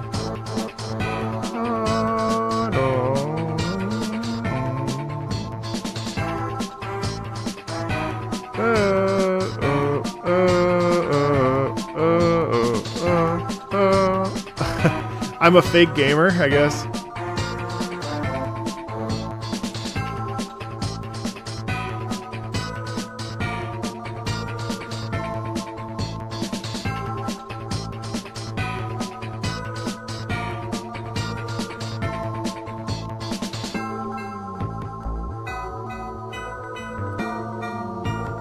Oh, wow.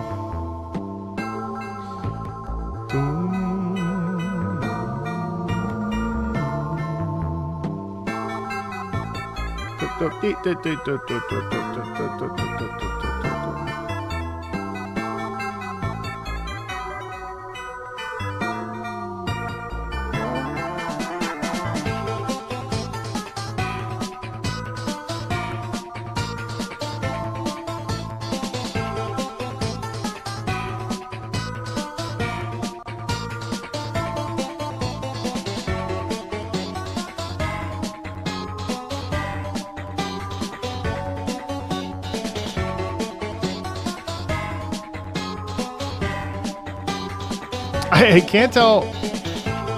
I can't tell how I feel about this just yet.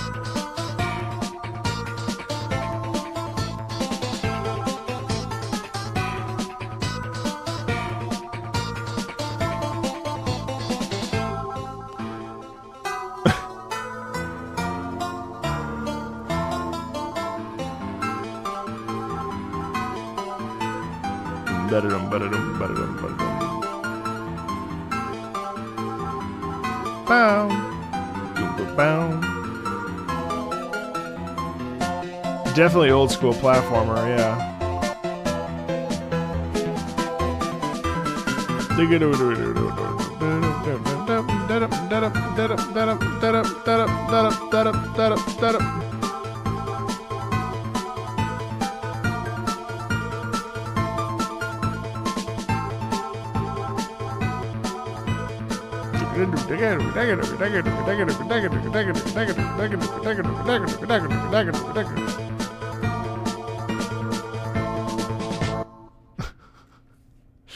I mean,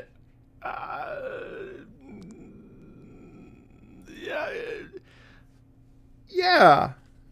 I mean, it certainly did its job. You certainly felt stressed and felt like, kind of on edge when listening to it, for sure. I'm not going to say it didn't have that. It was a little bit of a hodgepodge. It was a little bit of a hodgepodge, but overall, like, I don't know. I think it still showcased some pretty legitimate tension. I thought that was fun. Yeah, it's nice. I think in context it'd be amazing, of course. This is Unbeatable, Bookend. This is a longer piece that I know is this was important to the patrons. So I won't leave another long-winded response here, but just be aware there's a single instance of profanity at 7:55. All right. Strap in. This is from Unbeatable.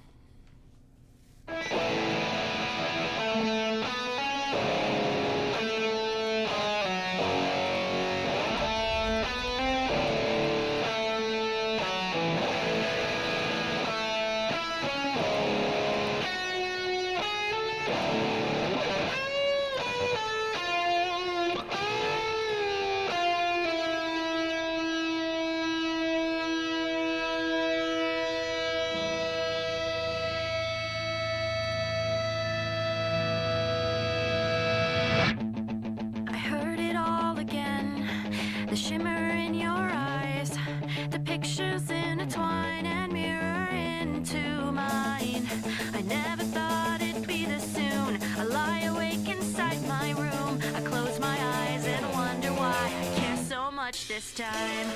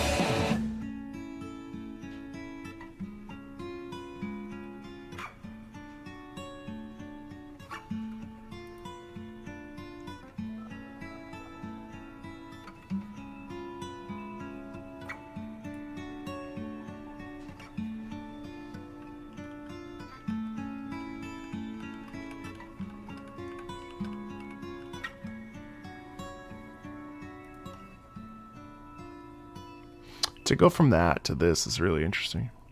You're just a part of my life. Hmm. You're just a part of my life. Hmm.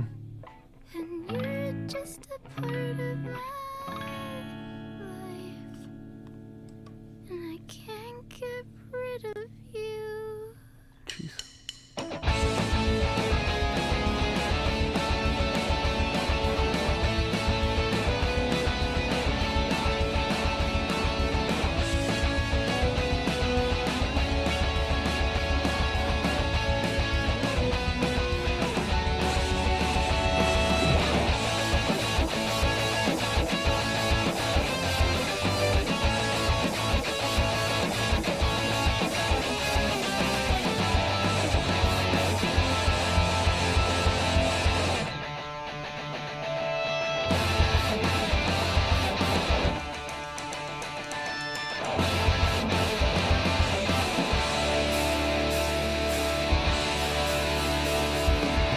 It's hard to hear my own mind with your voice in my ear again. Oh, it's the first and last time. Every time that I hear it said, and all these memories remind me I will always be without you, without you. I see you in my dreams, stuck on a melody with no way to shut off the tape.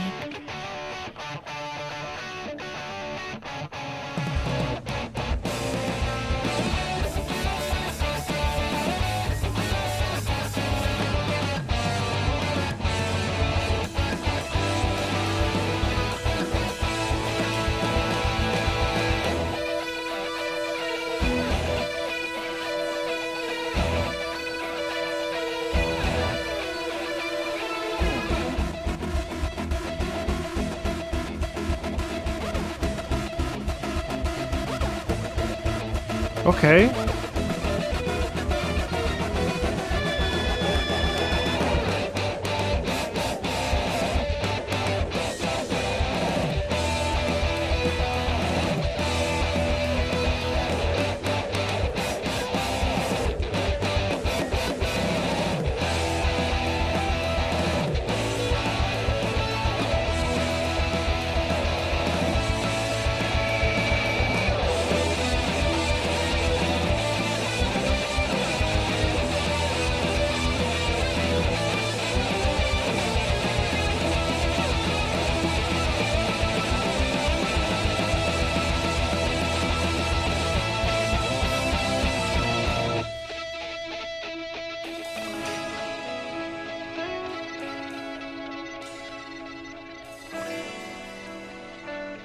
Huh. Okay. Shift again.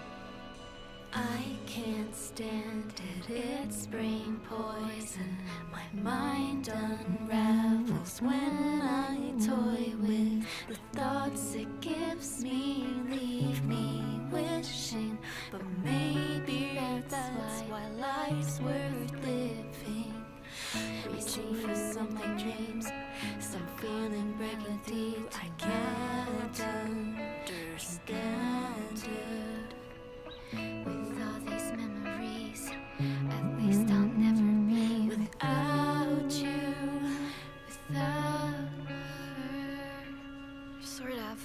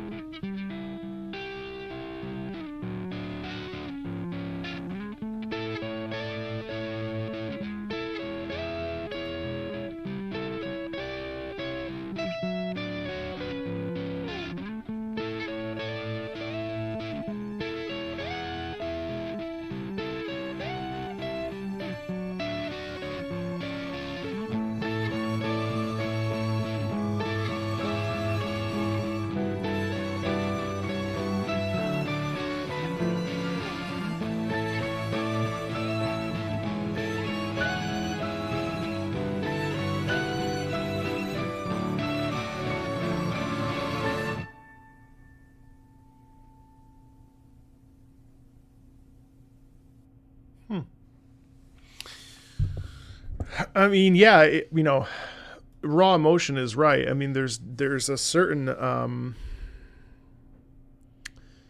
it reminds me a lot of like music I used to listen to.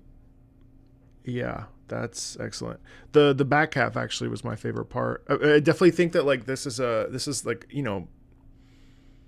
how do you put together the pieces of your life after so much time has gone by, How do you start over?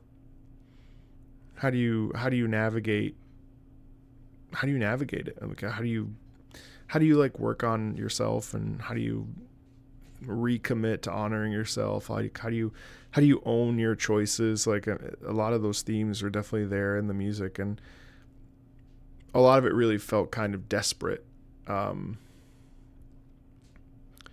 Yeah. Did I like the whole thing? Not especially. Not especially. Did I feel like it was really honest? Yeah. I also felt like it was very pure and very raw, and it wasn't about perfection. It wasn't about like it wasn't about doing everything right. It was about just being kind of messy, like a messy teenager. Yeah.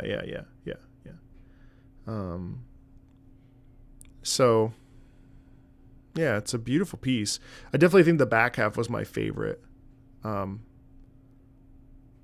I tried this game. I really didn't. It didn't click with me very much. I probably was a little bit too fast on the draw with it, but there it's extremely charming, extremely well done. I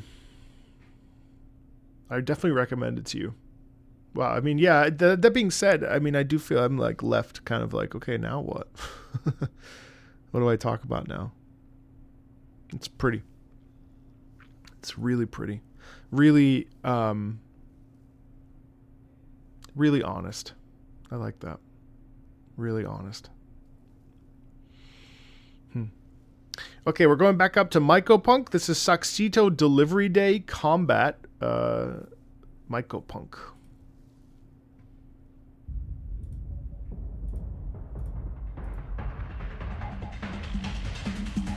Hey, Rome.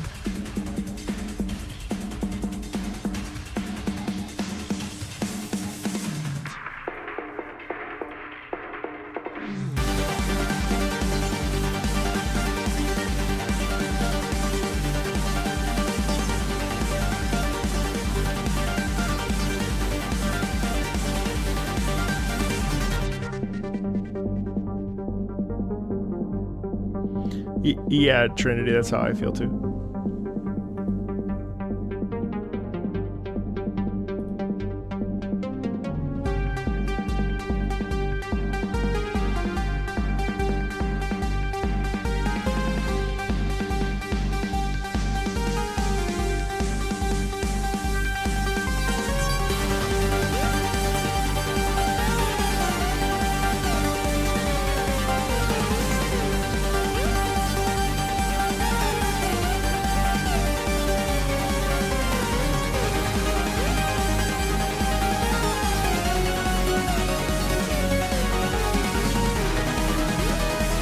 The shifting chords are fun.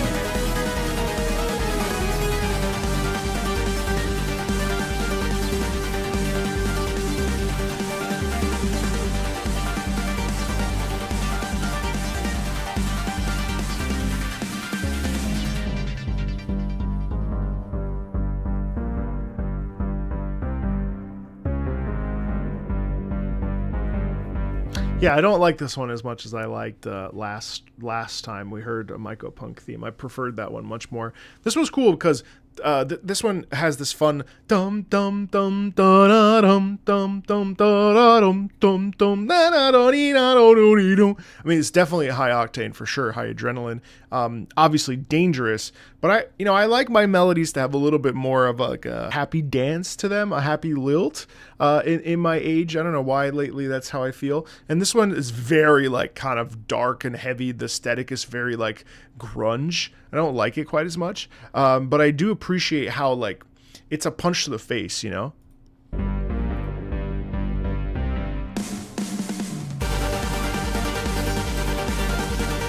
But that's cool though. So this is cool. Like constant syncopation is fun.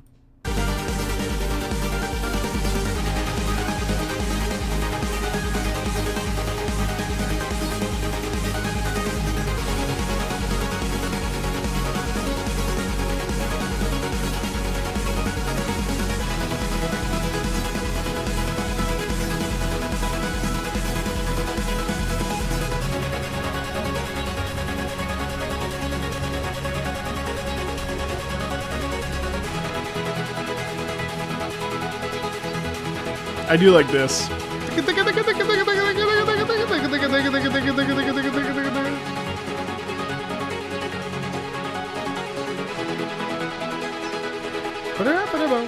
And then it's switched.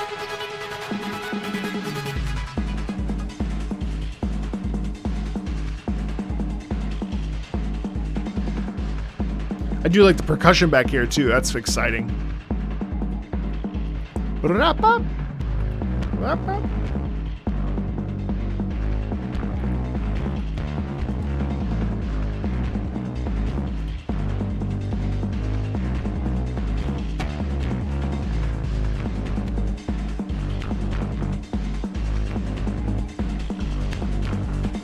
Yeah, this is real like heavy meat and potatoes, like very much in the shit.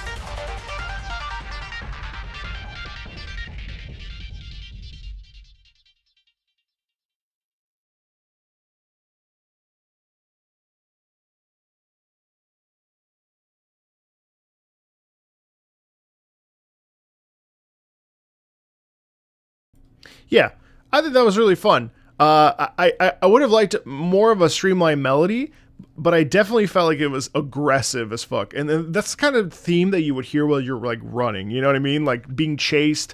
You know, trying to like just run across. I don't know. I remember when I played this game briefly, there was a lot of sand. I hate sand. So like just racing as fast as possible. I like this track. I mean, it's fun. It's definitely fun. It's just not necessarily my my favorite. It's definitely not my favorite piece. But I enjoyed the adrenaline of it though. I want to hear more from this game though. Let's do Strange Sunset.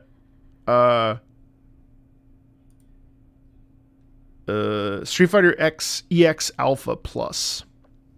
This is probably one of my most underrated versions of the many themes Guile has in the series. I was torn between the OG and the Arrange, and chose the Arrange for how it builds up a bit from the OG with some differences. Oh yeah. Hell yeah, let's do it.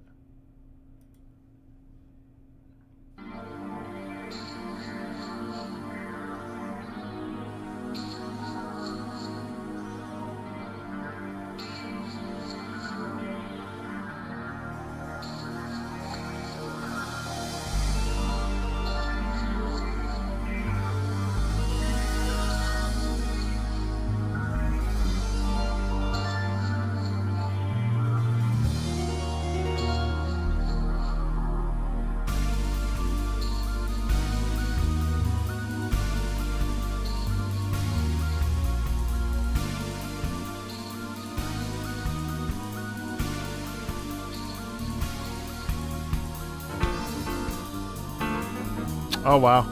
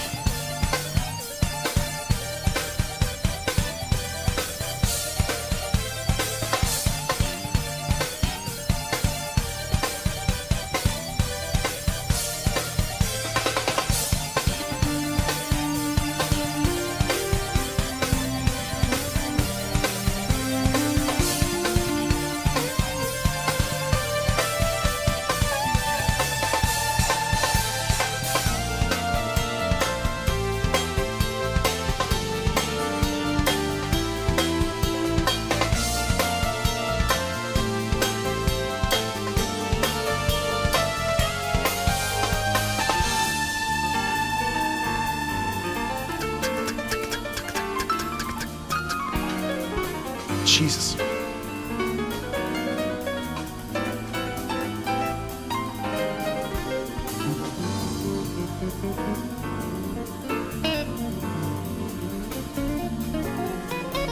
It's so jazzy. There's like no central melody. It's actually more like a jam sesh than anything else.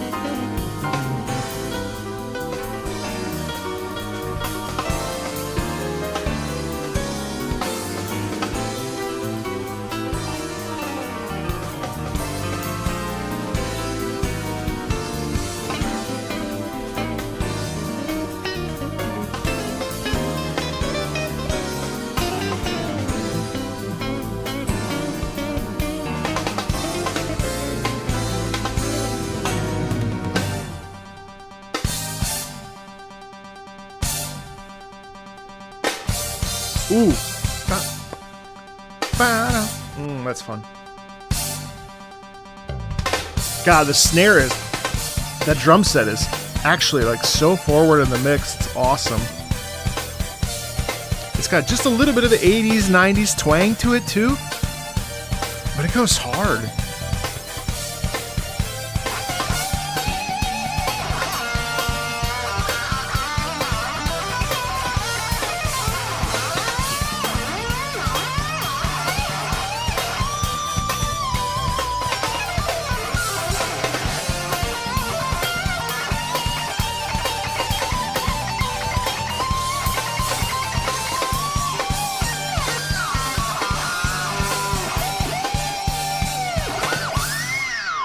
Yeah, it's pretty dope. I wish I had a little bit more direction, but as a jam fest and as like a song, like a piece to just like vibe to, absolutely 1000% satisfying as hell.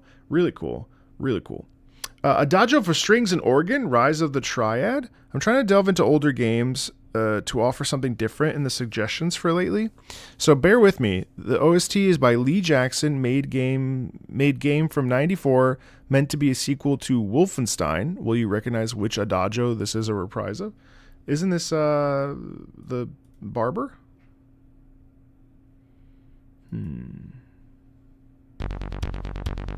Nope. No. No way, is it? No.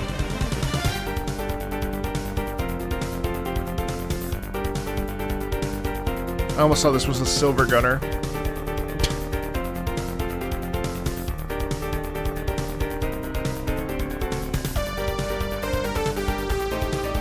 What? What? Lacrimosa. Oh my god. That's crazy. Da da da da da da da. Da da dee da da da da.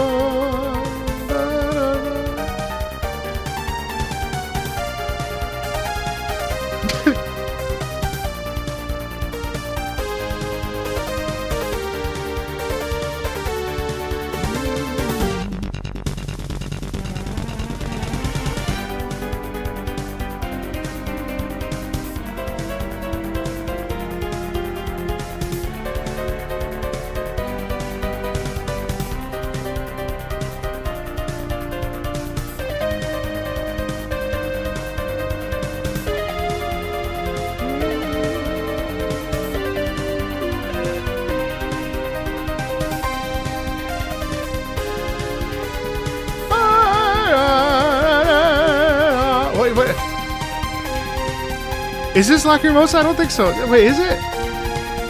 Yeah, no, it's gotta be. Da, da, da,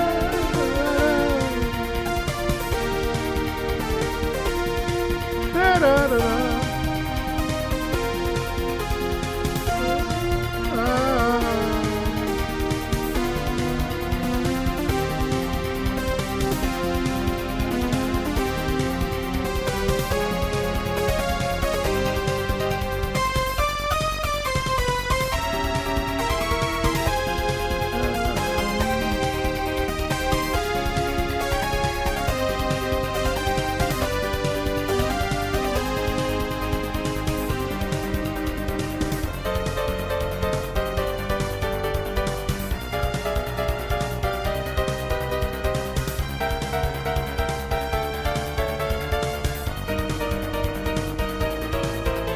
Wait 1 second. So the comments say it's this.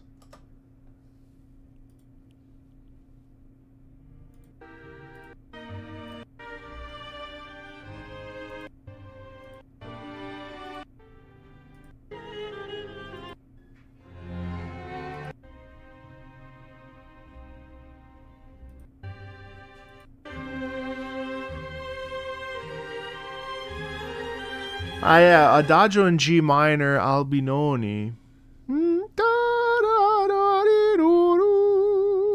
Oh, that's so pretty.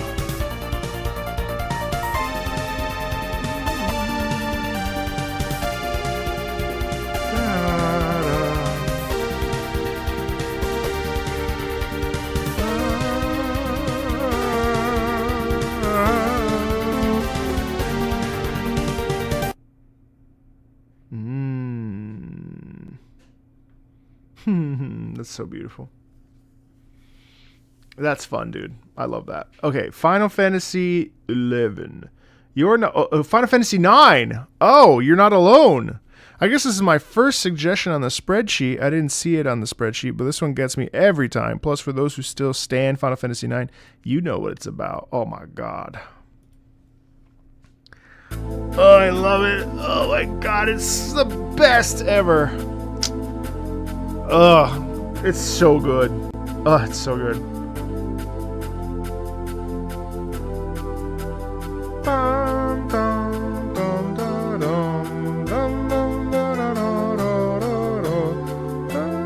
I'm gonna mute myself because I'm gonna sing a lot. Da, da, ya, da, dee, da, da.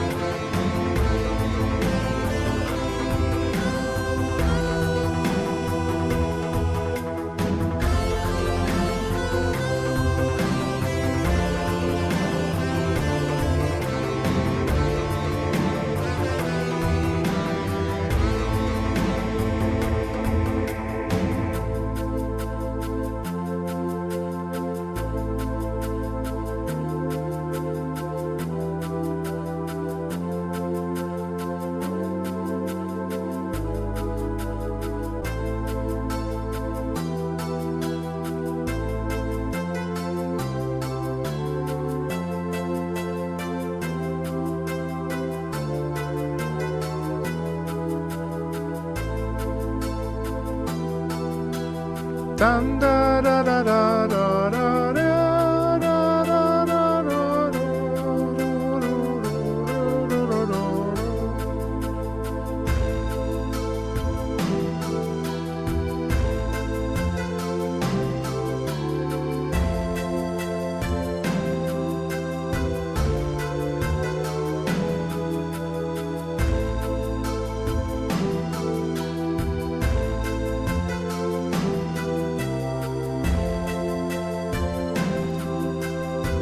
Yeah, you know, I think the reason why, I mean, I'm a huge Final Fantasy fan, like an enormous Final Fantasy 9 fan. I think Final Fantasy 9 is by far and away my personal favorite. I think that Final Fantasy 9 is a beautiful game about life. And in this moment, I mean, this is such a, so, okay, let's talk about the context. So I think, like, without context, if I were to extract my knowledge of the game, my intimate knowledge of the game, I would say that this song is sad. You know, there's like, it's like, but the momentum in it keeps you kind of moving forward, right? And that's, you're still playing through it. Okay, we won't spoil anything. That said, this particular moment you know, so it's melancholic drive. And actually that is applicable to the context as well. You're Not Alone is one of the most seismically important moments of Final Fantasy IX. It is a moment when nothing is as good as it seems anymore. You know, everything has been replaced. I don't know who I am in this world. I don't know what my purpose is. I don't know why I exist. Those are the themes. And what's interesting to me is Final Fantasy IX, on the surface, fun. Halfway through, holy fuck, everything is falling apart.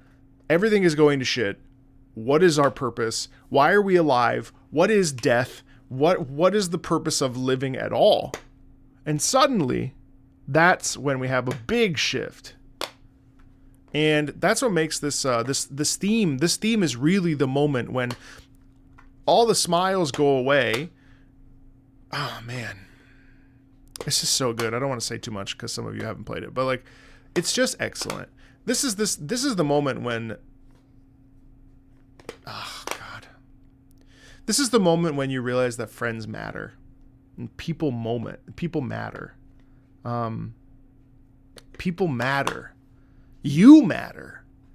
And it doesn't matter where you come from, what you do, who you are. What matters is you know, that Maya Angelou quote, how you make people feel.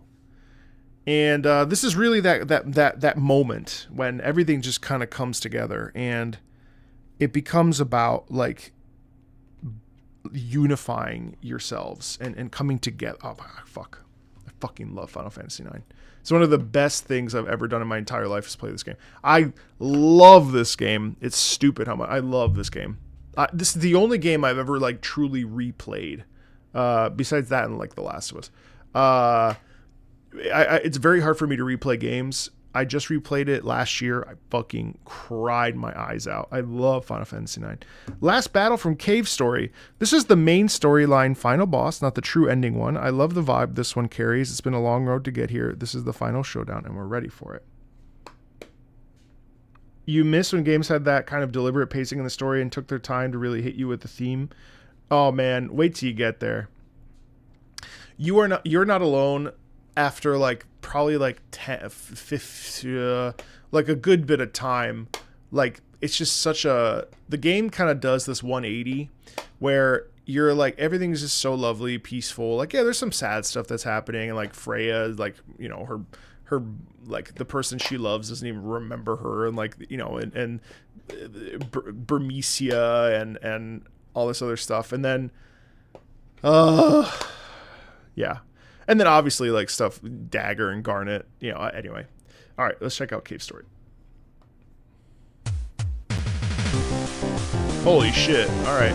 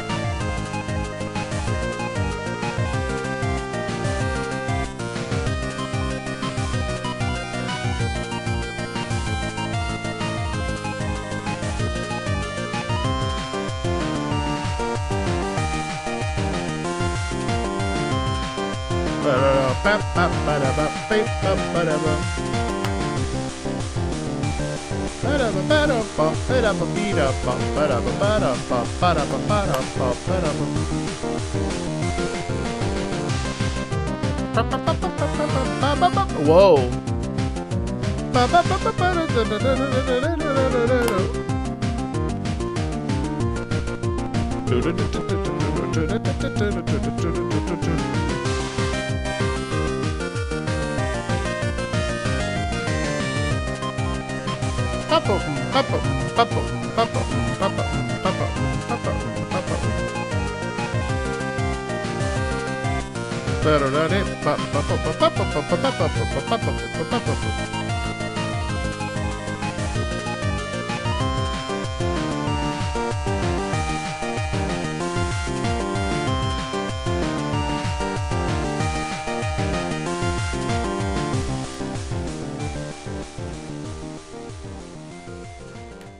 That was fun. I also love that you still get the sound of the cave. It kind of felt like you were underwater to a degree, but I love how like it's called Cave Story, but like it like there was so much action in that and momentum. I really enjoyed that. It's fun. It's also really fun to unabashedly listen to something that's just old. You know, to listen to a sound font that we just don't talk about that much anymore. And I feel like as we go on, we get more and more away from that sound. It's just so fun.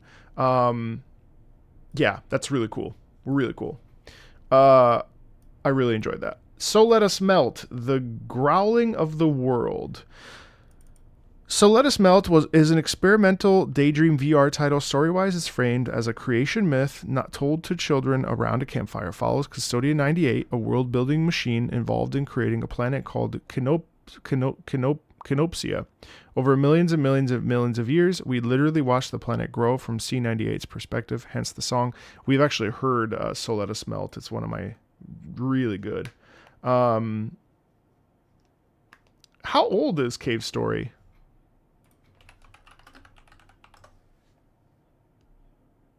Oh. Oh. Oh, it's not old at all. 2011? Oh, wow. Oh, cool.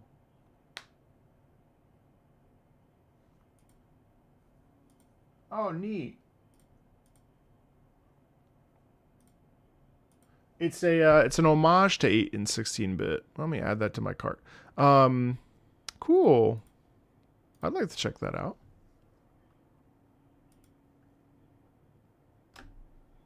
Well, this is Cave Story Plus. Oops. The fuck is that? What is that? I'm not playing anything right now. Oh, it's the Cave Story music. It scared me. Cave Story. Cave Story Plus. Why not? Yeah, 2011.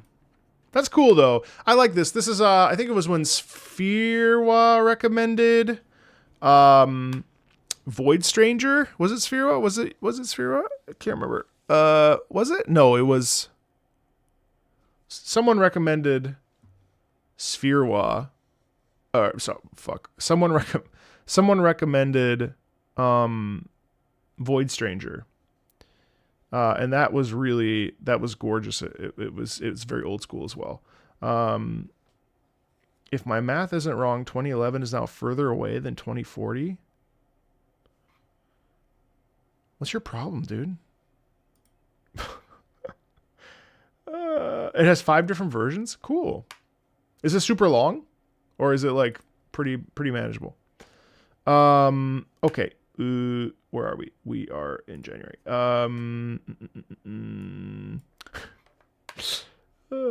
So Let Us Melt. Let's do it. This is The Growling of the World. Oh, it's so pretty. This soundtrack is absurdly good.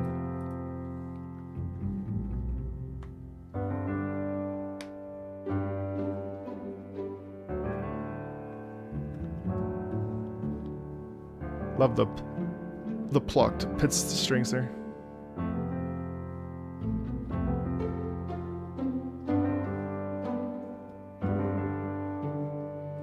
You'll pay me to listen to the whole thing? So Let Us Melt? I'll do that happily. Let's arrange it.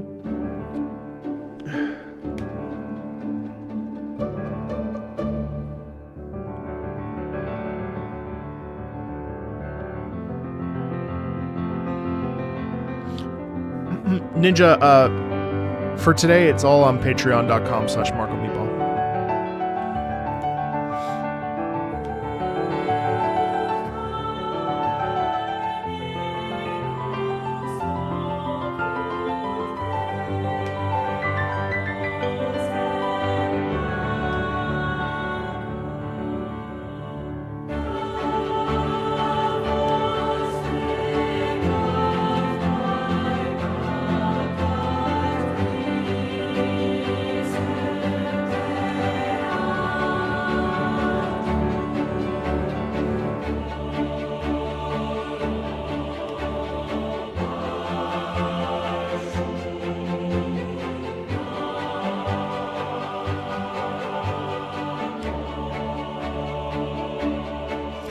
It's like the progress of the world. Is that a War Gray month? Yeah. It is.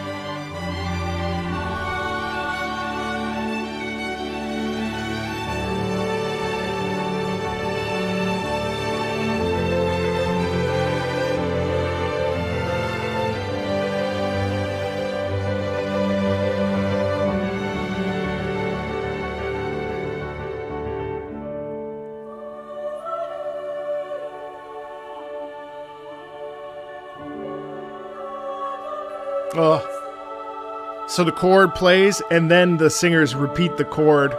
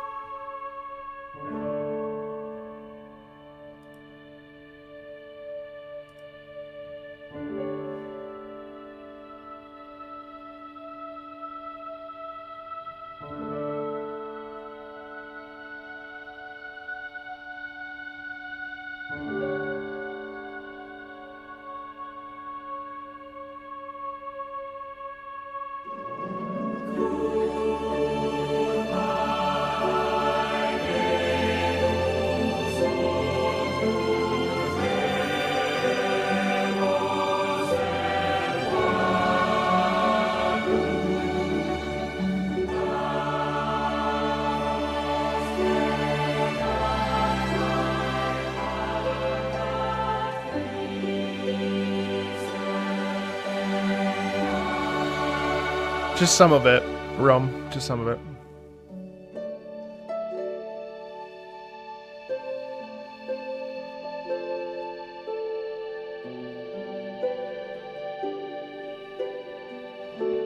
I love the religiosity in this piece. It's so ethereal, but it makes sense.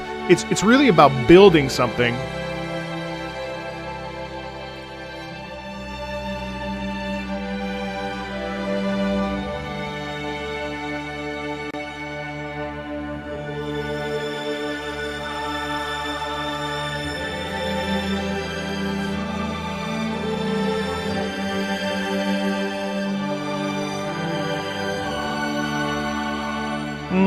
No, I don't know what that is. Marco.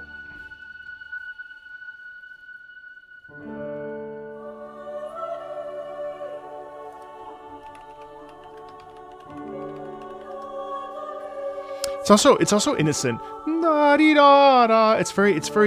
It's elegant. It's very light.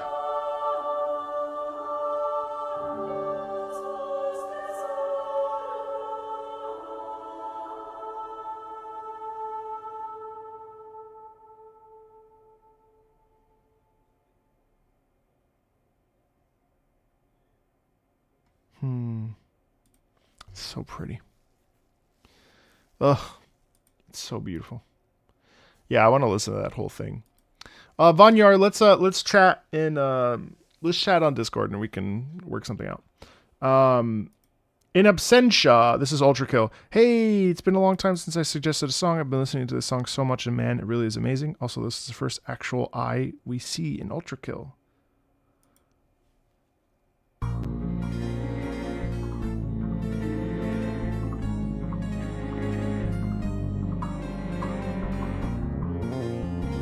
Ah, this is 8-1.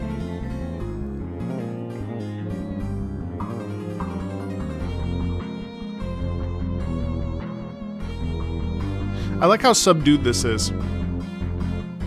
Again, here there's doubling to add emphasis. But there's danger, right? Do-do-dee-da, da-da-dee-da. It's almost like, holy shit, I'm seeing something for the first time. It's driving me crazy. Like, how is this possible? How am I seeing that? This is kind of scary, frightening.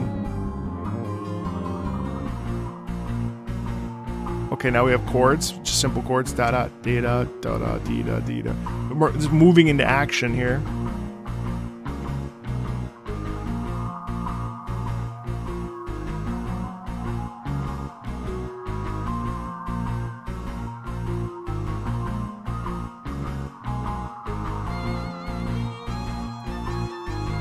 and then it gets twisted and slightly deformed.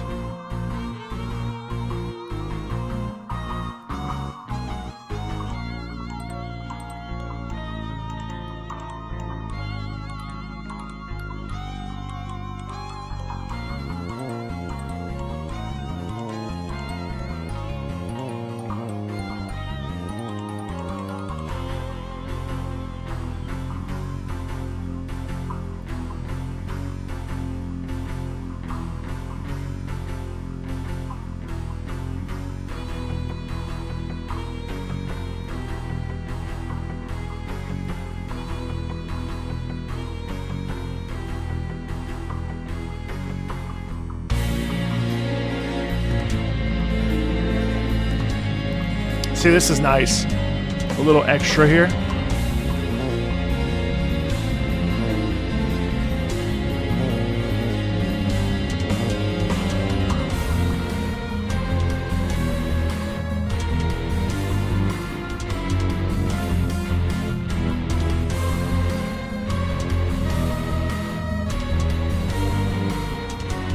It's interesting because it's still super subtle. It still is repeating the same thing, but now it's a little bit more emphasized. So we're still in a sense of like a stillness. There's still like a place, like kind of feels like we're like in the ether or something. Like it's not heavy, even though there's that really nice shift that just happens. So there's not a and now I do think this is probably like a combat phase, but it's interesting because it stays the same, just elevates slightly, but it's still kind of subdued. It's almost, I still think there's a sense of like mystery about it. Like, what do you mean?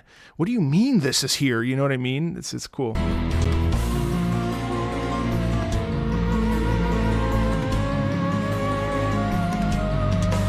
Arpeggiation underneath. Right there, and the bass. Do da dee da dee da dee da dee da dee da dee da dee da dee da. Da down down down da down sha down da down down down da da. It's obviously dangerous.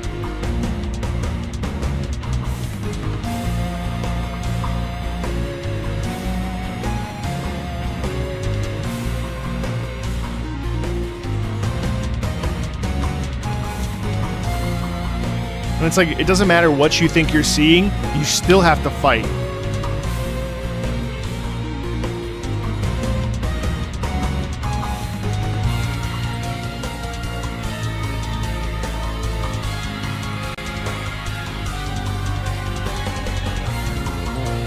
And you think you'll be victorious, but there's a slight twist in the dissonance that would allude to actually that not being the case.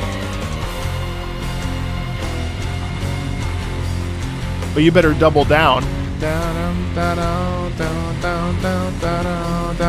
Especially here.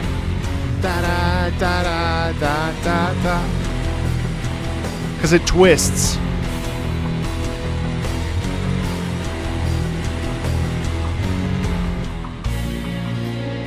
It's also really nice to hear the harpsichord like this.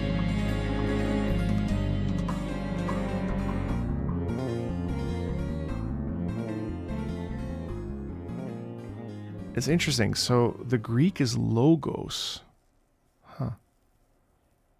Huh. Logos. Yeah, I mean, that's pretty cool. You know, I've listened to a lot of Ultra Kill music, and I'm always that which is said. And it's almost like in that case, the things that are said are not very good. Obviously, there's definitely like the moment when everything changes, and the moment when ownership of responsibility kind of gets handed to you, and you're like, well, shit, now what do I do? You know what I mean? Like it's not tense. It's actually interesting how chill this is compared to a lot of the Ultra Kill tracks that I have heard and have, like, you know, while playing the game and stuff. And this is for layer 8.1. So yeah, very interesting track. Very cool. I don't know if it's my favorite, but it's definitely like very like it really feels like you're like it almost feels like someone writing things down and like very tensely moving back and forth trying to put together pieces of a puzzle or something, you know. Ultra chill. Hey Smug, nice to have you. But yeah, that'll honestly, that's gonna do it for us today, guys. Like we were very efficient. We were too efficient. There were not enough tangents today. But hopefully this was interesting. There were a lot of cool tracks this month, I have to say. I think this month, let me see how many tracks did I end up highlighting this month. 1, 2, 3, 4, 5, 6, 7, 8, 9, 10, 11, 12, 13, 14, 15, 16. 16 tracks out of what? 84, 83, 82, 81. Oh no, sorry. Oh shit. Yeah, significant.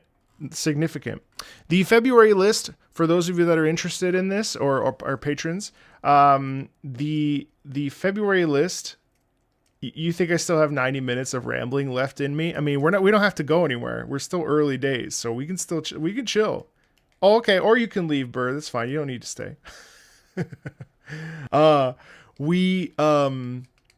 February list will be open tomorrow or Sunday. Doesn't definitely before Monday, and if not Monday. Tom's under the weather and stuff, so doing dad duty. So with that being said, though, I'll probably, if you guys don't have any pressing questions, I'll probably just hop off. I'm just teasing you. I've been playing Cairn, and it's been really, really, really something. So what are you guys playing this weekend? Because my goal is to beat Manish Cap and to beat Cairn this weekend, because both these games are excellent. As I continue to sort of slowly play through Yakuza Like a Dragon, and Xenoblade Chronicles now. So, list will be up at some point in the next few hours. Am I going to FanFest? Sadly, no. I'm no-lifing 14. Nice. A bit of Warframe and some Grimshire.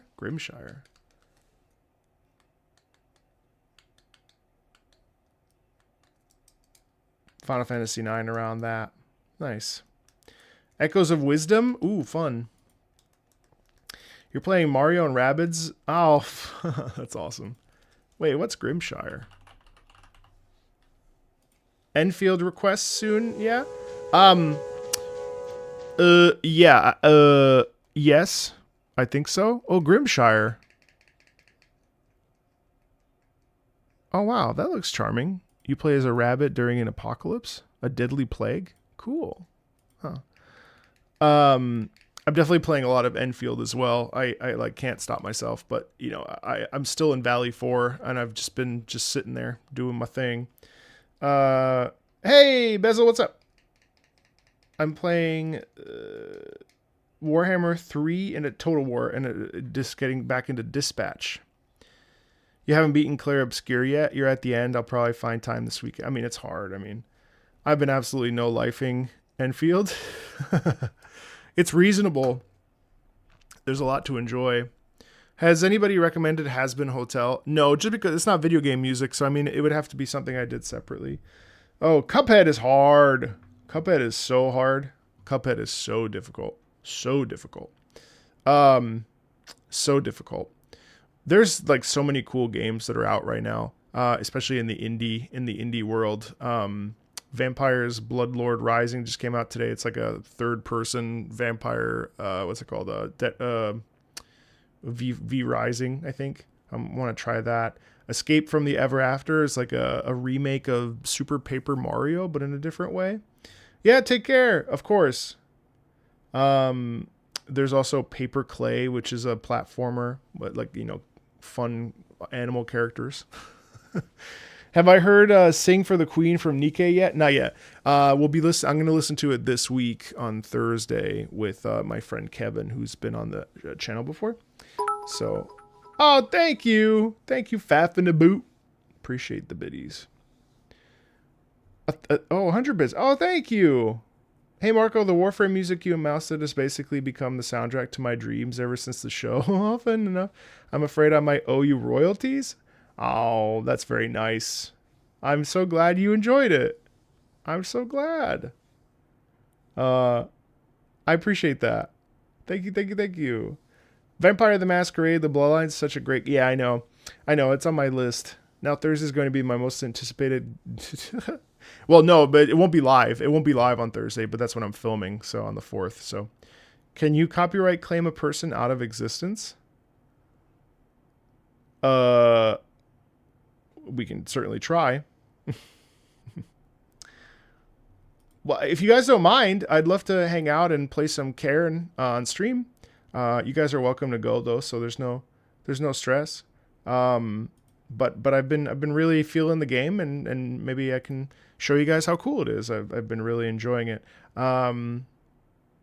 It's not very long. Apparently, you can beat it in like 12 hours, I guess. So I'm 100 minutes in, but I'd love to stay for another, I don't know, hour or so. And just shoot the shit. I'm glad I enjoy it too. Well, good, by all means.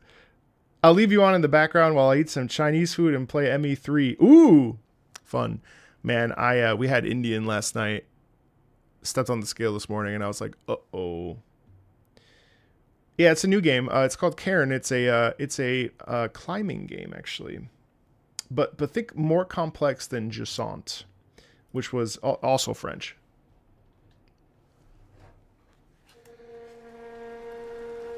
Are suggestions still available?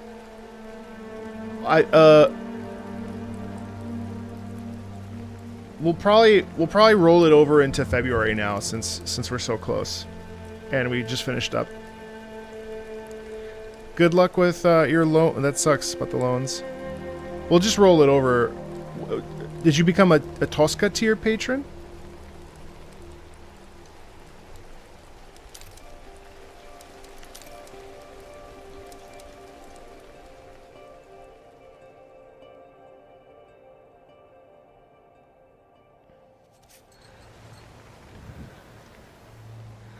This is Cairn.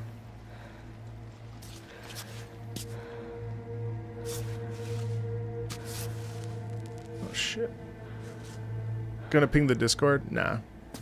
It's just casual. Thank you though.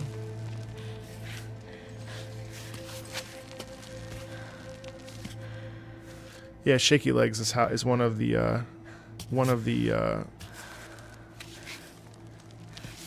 problems, one of the stamina. There's 2 stamina markers. There's this one up top left, and then there's also. You kept hearing Karen from you, wasn't it? Isn't it pronounced Karen? So you always want to have 3 points of connection in this game. So as you can see, like when the legs start to go, that's the stamina starts to run out. Yeah, you can change the stream category, sure. Or do you need me to do that?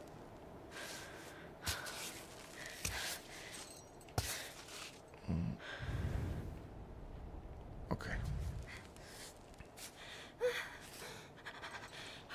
So as she starts to breathe, we also start to get... There's actually not a lot of music while she's climbing.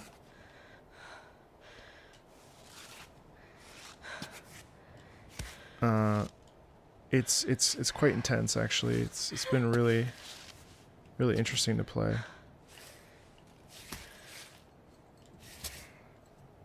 Okay. You have to control each of the limbs individually, which may not be to everyone's liking.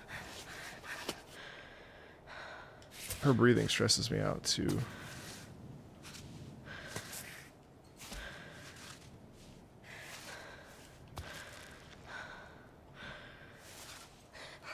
See how I lose if I lose the points. So right now it's not really good because alright, I actually just need to go up.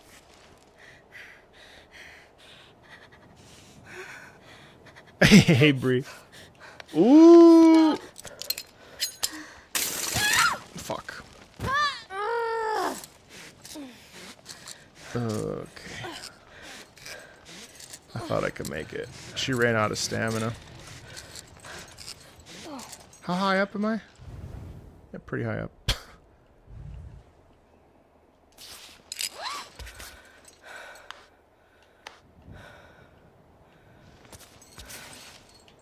I mean, that's the game, right? But there's more to it. I mean, she's trying to be the first person to climb, or the first. I don't know if it's the first female to make this climb or what, but there's it's very intense.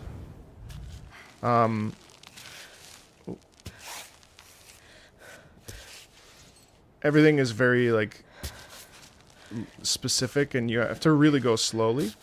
And I find the game. I mean, we've been watching a lot of. We watched Free Solo recently, and so I've been really into rock climbing anyway lately. Not myself, but just like watching stuff about it. And then I don't know if you guys saw what's his name climbed the like one of the tallest building in, was it Taiwan? I can't remember. There's actually a lot of yeah, I did, yeah, Leo, yeah. Oh, was it Taipei? I'm sorry, yeah.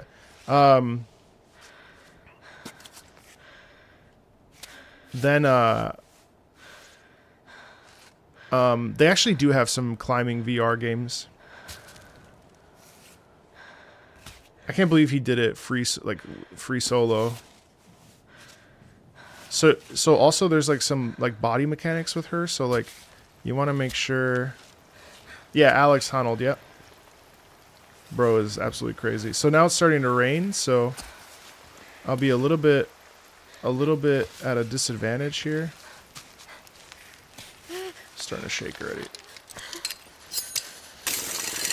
Oh no! Come on! Really? Okay.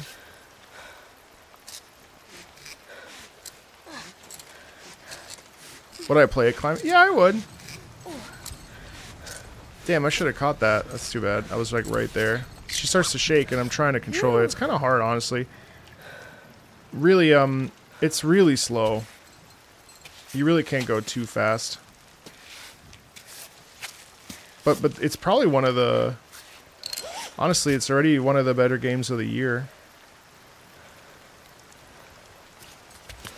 You do have some stamina, like there's water. There are some survival mechanics.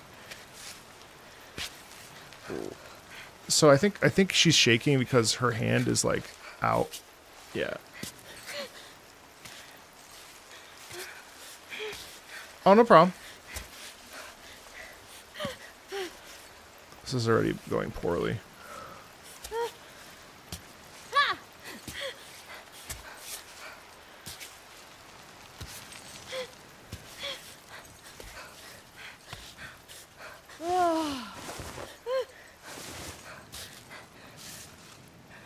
Still shaking like crazy. Anyway, so that's what I've been playing the last 2 days. Been playing Minish Cap. Oh my god, I've been so obsessed with Zelda ever since finishing Twilight Princess. Really something. What a fun, just fun. I just honestly like now I feel like I understand.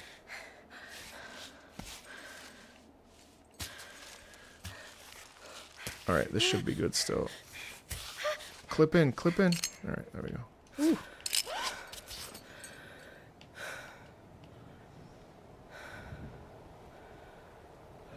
Oh, okay. I'm actually insanely close.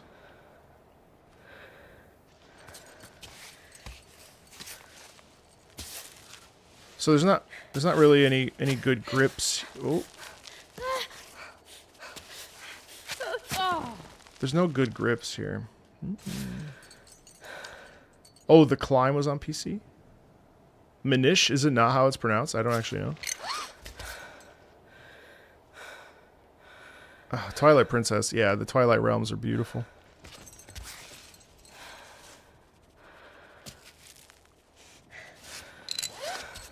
Jesus. All right.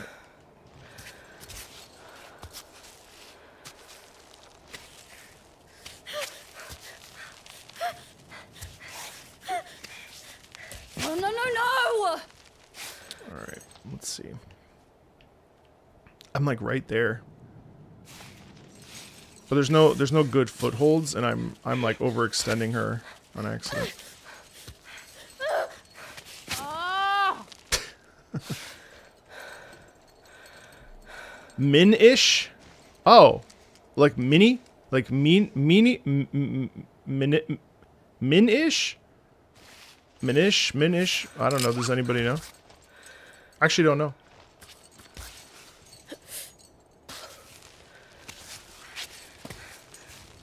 Oh, because it's miniature. That's true. I never thought about it. Oh, get there. Get there. There we go. Oh, Minish. Minish. Minish. I don't know. So this is your backpack. And in your backpack, you've got stuff in it. Just random things. I'm currently climbing the summit right now. I don't have any... I don't have very good food, though. I guess herbal tea would work. Yeah, okay. So... I gotta climb up this way. Actually, there's a hold right here. It's very nice. Have I done any indoor climbing? Gotta have noodles. No, I really would like to. Honestly, I'm not active. I'm really not. It's part of the problem with me currently. Like, I really need to... Oh. Relax. Okay, it's fine.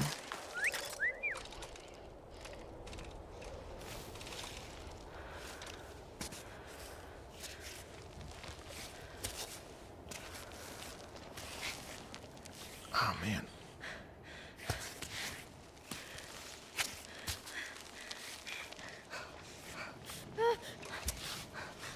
I'm trying to stabilize her, but...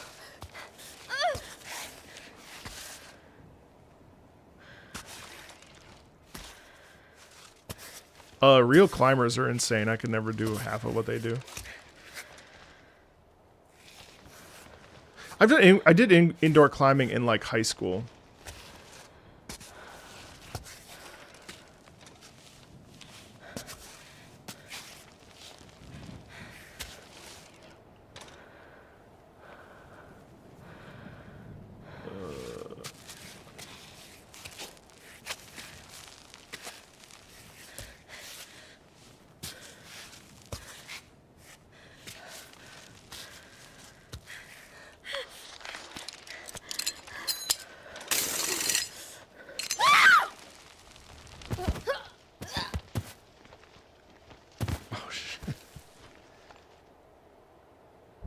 Oh no.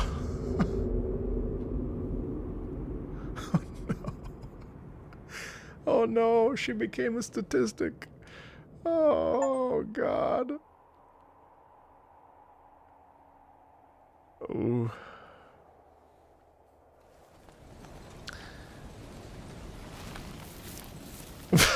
Shit.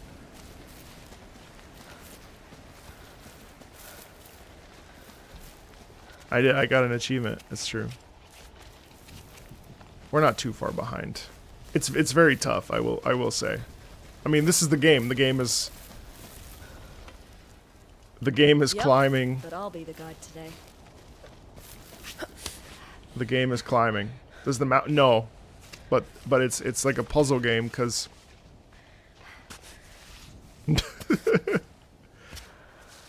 But everything's about like finding the right footing and making sure that you're doing everything right. This game is definitely not going to be for everybody, but and again, these are the devs that made Fury, which is really crazy to think about, to be honest. Is this Death Stranding? No. No, it is not.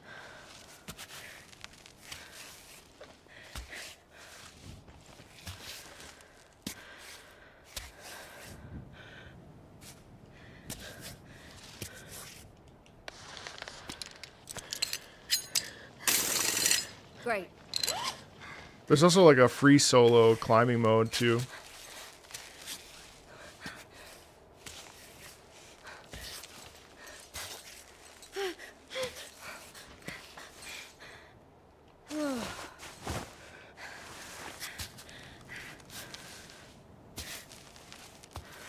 Because you would think that it would just be as straightforward as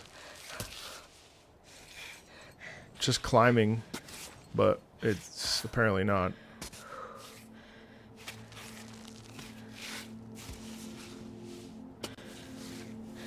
I'm surprised I didn't give her shoes.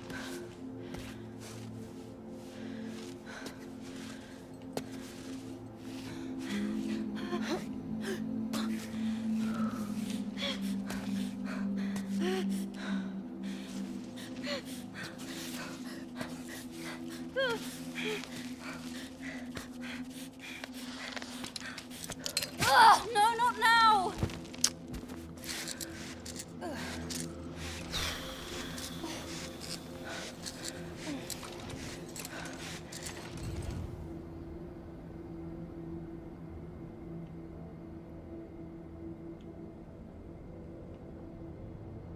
So I need to get up there to rest.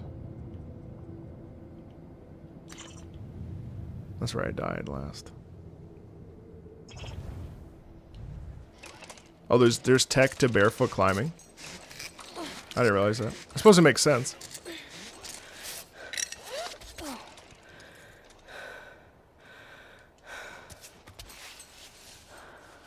Right on.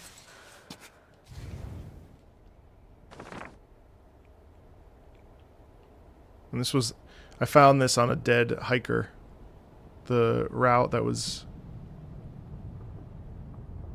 I could have just gone straight up the other way. Kind of doing like a pseudo difficult one, not on purpose. Maybe I should go this way though. Maybe I should hang to the left. Yeah, probably. Problem is there's no like, oops. There's no like foothold or handholds here, so it's a little bit tricky to find.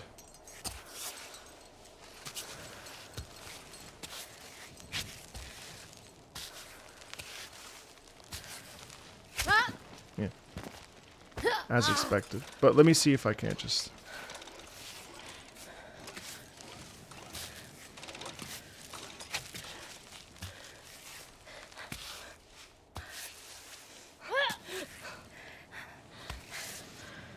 Yeah, no, they really... I mean, the fact that they took the time to create, you know, all this. Oh my god. I'm gonna fall.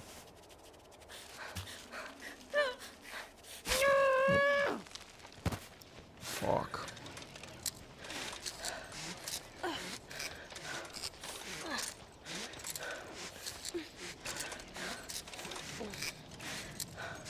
Shoes make it really hard to get purchased. Oh, really?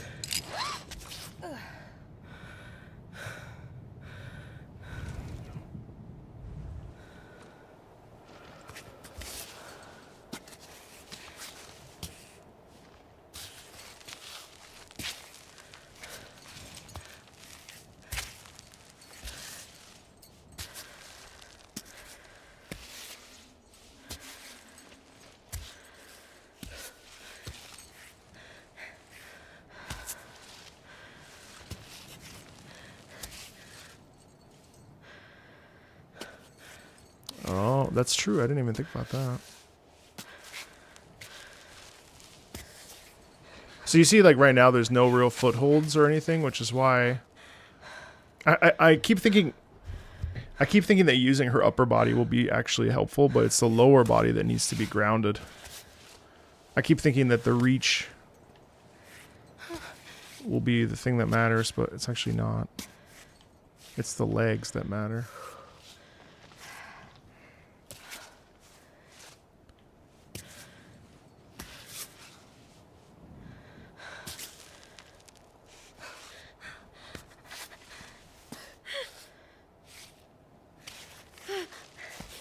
See how...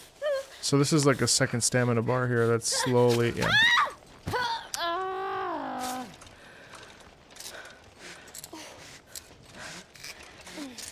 Yeah, I'm somewhat stuck here, to be honest.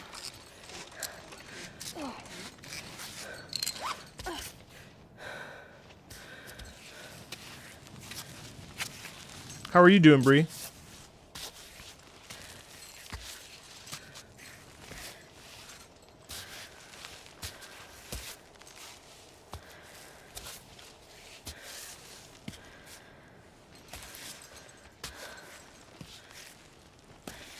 We're trucking. Yeah, we are.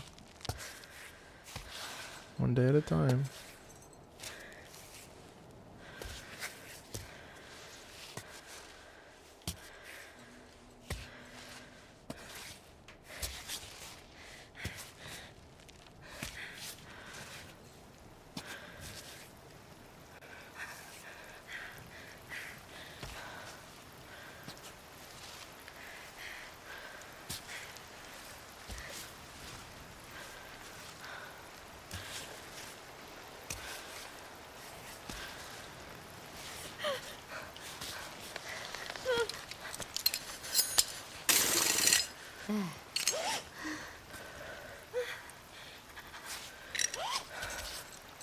Whew, okay.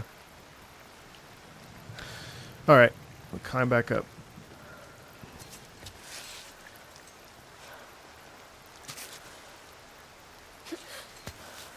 Bro, why are you already all fucked up?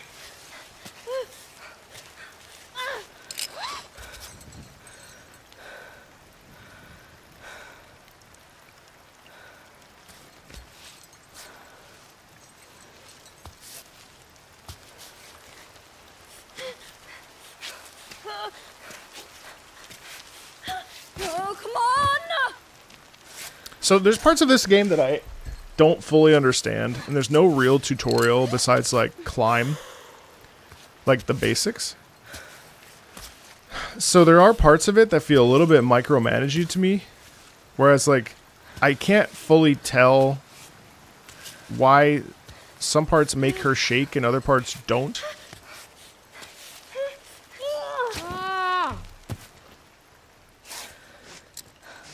Because apparently there's like a hidden stamina system.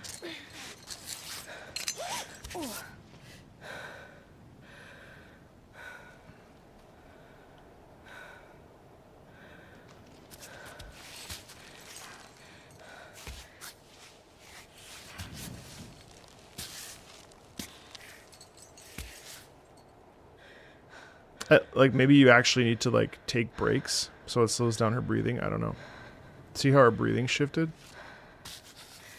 Maybe I'm just pushing her too hard. I don't know. It's very interesting though. All right, now.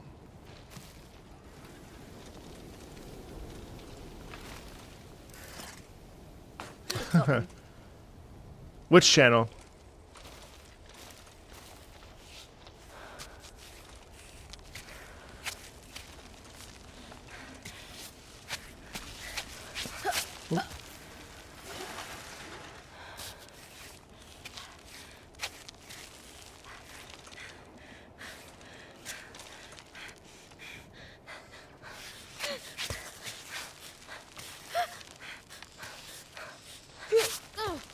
Oh, the anime channel. Yeah. Yes. All right. I need to go there.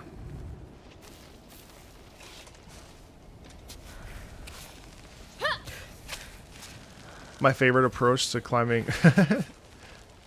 Yeah, you're right. So I did some reading today about how to approach this.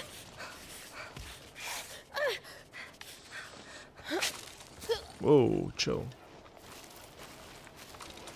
I mean, couldn't I, in theory...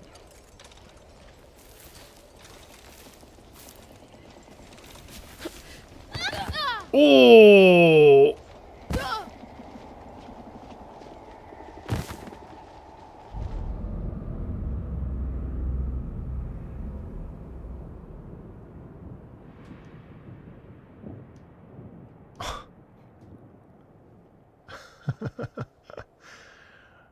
I thought that maybe...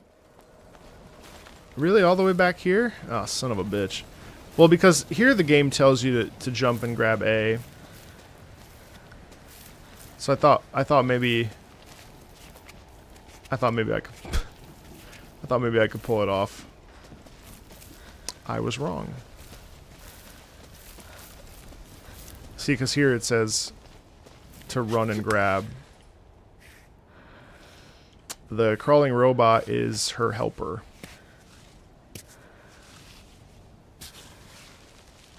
All right, I'm gonna try a different path.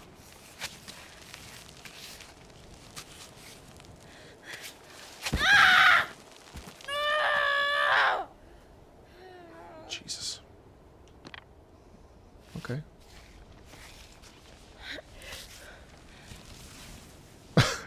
Her legs are all fucked. Oh my god.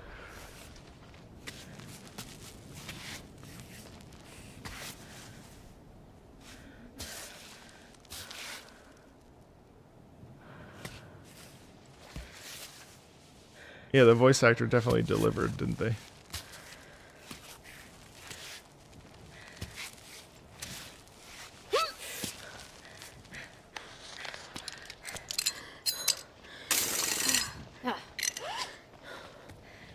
Yeah, so now he's somewhere below me here, tending to my... Oh, he's up there. He's giving me a lot of slack. Okay.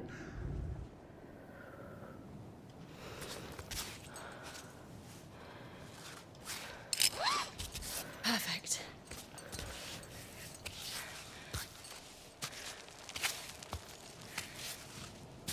So the map I found off the guy that died said that this was the right way to go. Ah!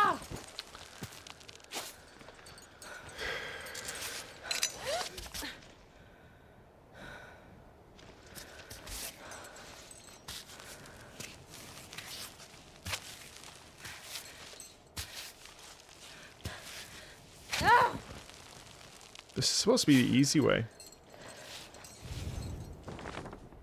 Yeah, right.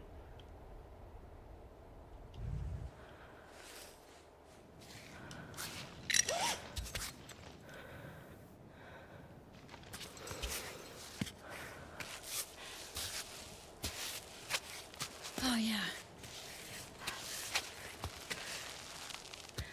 Ah! You know, honestly, this whole shaking thing is the one part about this game I don't really like, because it has a... Yes. It has such... It already has a stamina system. So having a... It's very... I mean, I don't know if realistic is the right word, but... You really have to think about everything you're doing.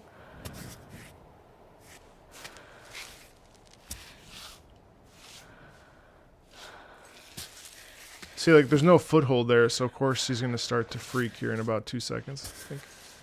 There's no handhold, there's no... Let me see, if I put my foot right there... There... It's also automatic based on what the game wants you to do, so... Sometimes... It's like, that's not good, because her frame of... Her, like... Her sense of... Her balance and her... See, like, right now...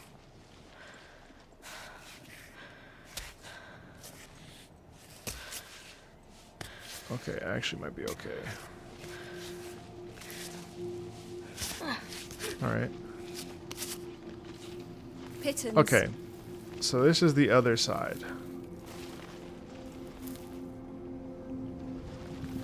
And I think...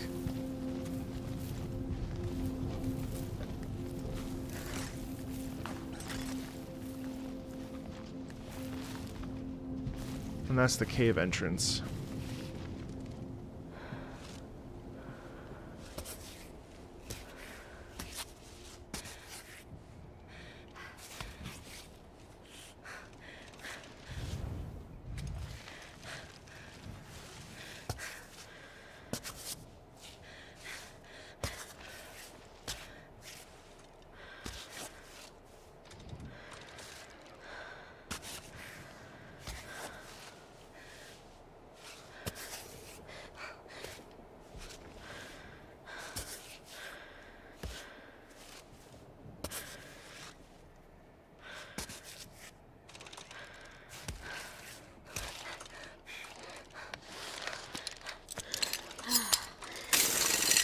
Ah.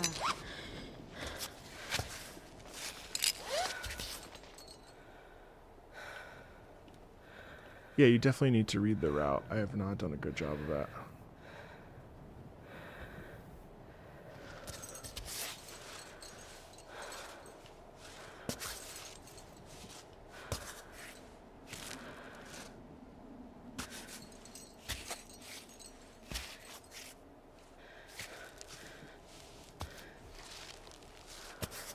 Oh, it's on Steam, yeah.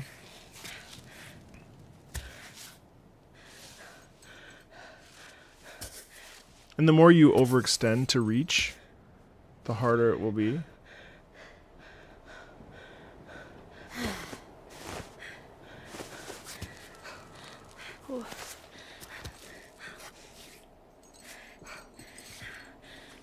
Oh. Her balance. Oh god.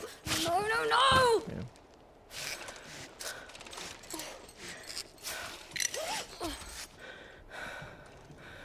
So there's 2 stamina bars, and it's unclear. It's like the one where she's shaking is the different one. But there's no like actual bar for that. It's kind of just like you got to go off of like the.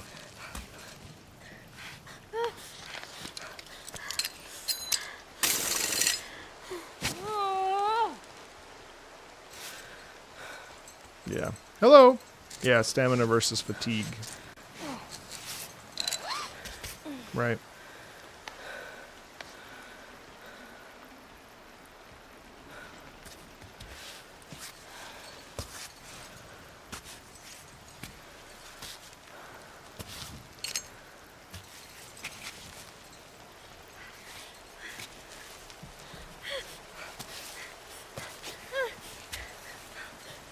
No, not now! I'll take a breather.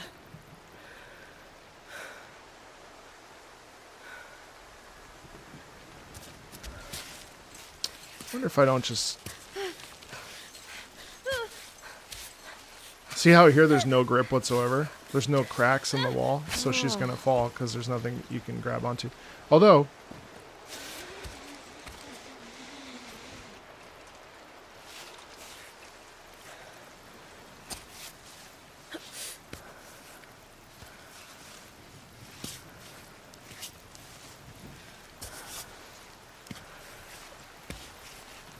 What happens if...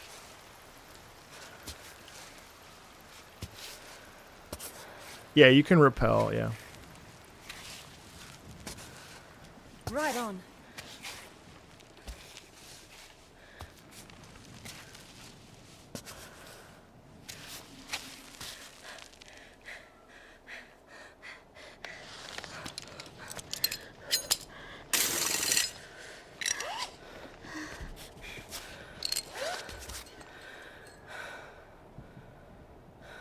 Man, chillin'.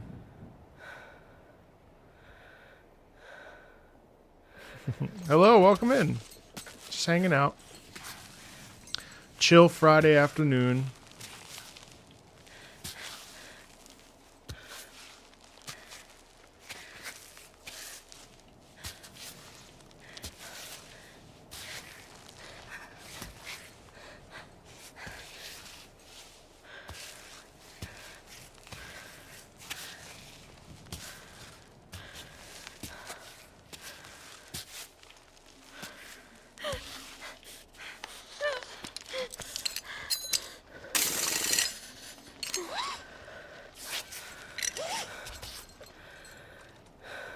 How close am I? Oh, I'm pretty close now, actually. What's up, Changy? How you doing?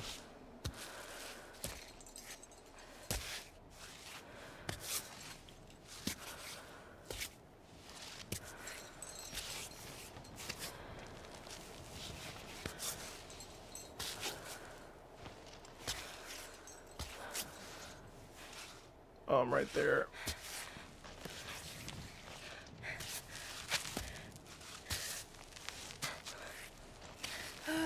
No, come on! There's no grip here, so that's partly why.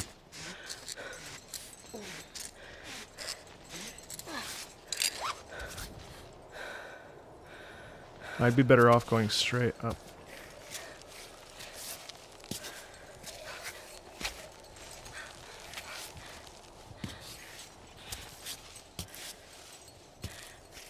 I don't get why she starts to shake like here, because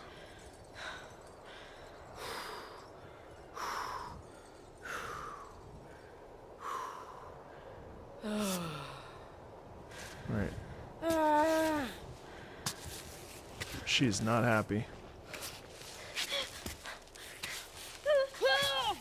Just grab on. Just grab.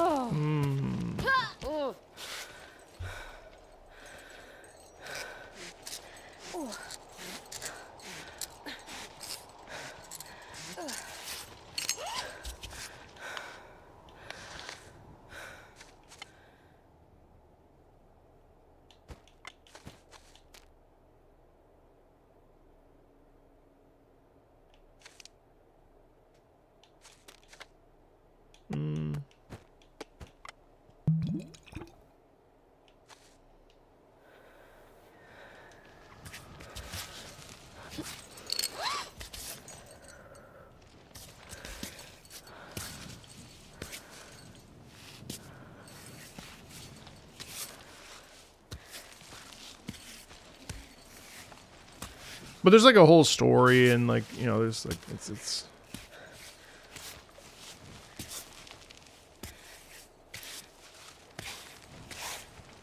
oh my god, I did it. Yay. Okay.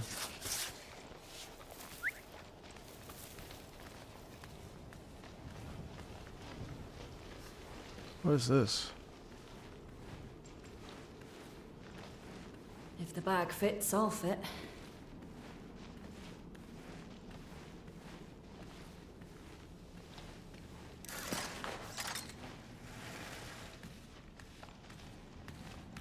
Huh?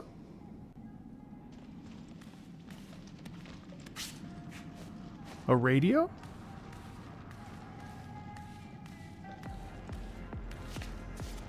What? Random EDM? Hey Arthur, guess who's back? I'm sure you miss me terribly. I know that you are the one doing all the work. I'm quite aware of that. But we're a team, and I'm probably there. So don't forget to call me again. Give me some news. Anything. I'm asking love.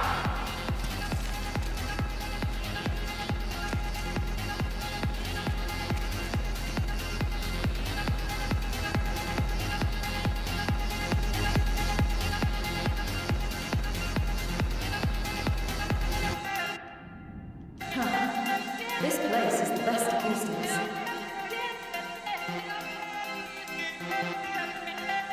Fireworks? What? No need to worry about noise complaints around these parts. Does backpack weight? No, I don't think so. Can of moonshine.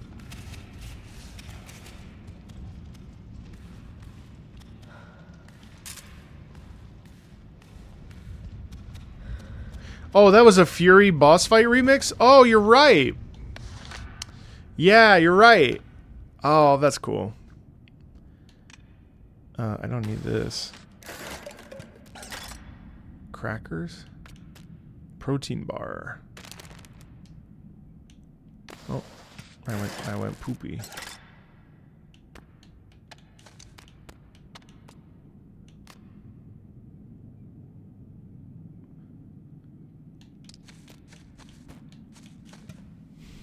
Alpine Cola.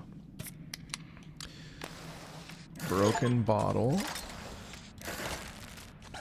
I don't need a can of beer. Alright. Oh, instant noodles. Want those. Hello, Nero. Is this the cave I intended to go into? I actually don't know. Is there no flashlight on my, there's gotta be on my thing. I guess not. Oh, this is where I came from.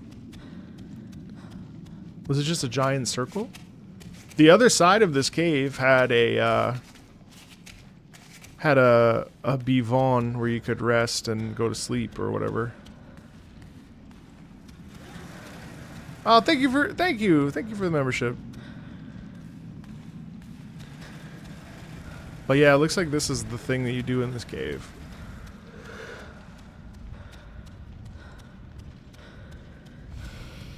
Alright, well, I guess that's that.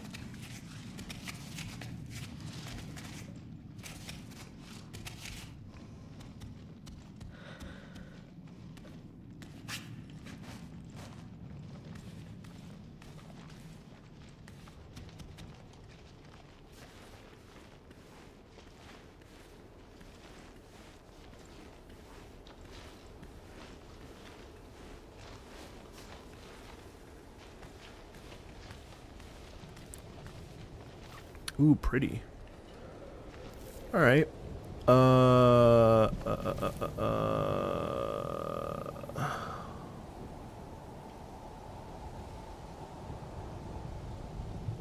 Oh wait, no, that cave is right up here. Okay, I have more to go.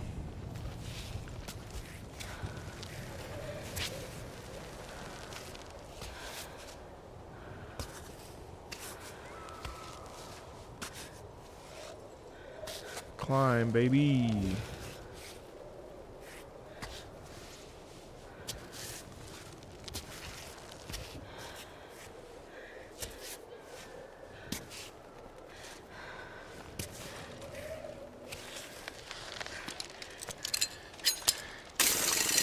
Perfect.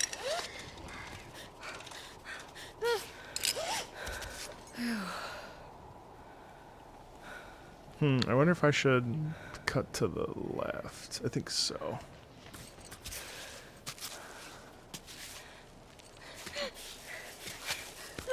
Nah. Okay, so that stabilizes her. Huh.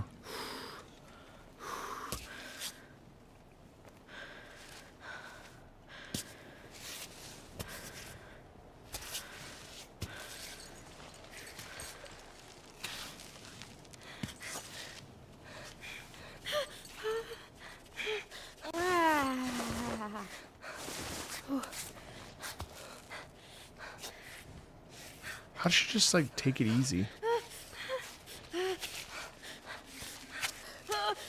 Oh God. No, no, no!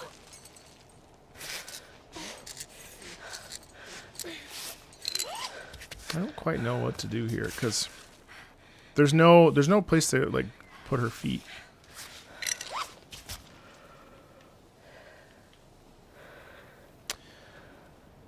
Hey, what's up, Wabe? Yeah, we're just hanging out now, just for a little bit.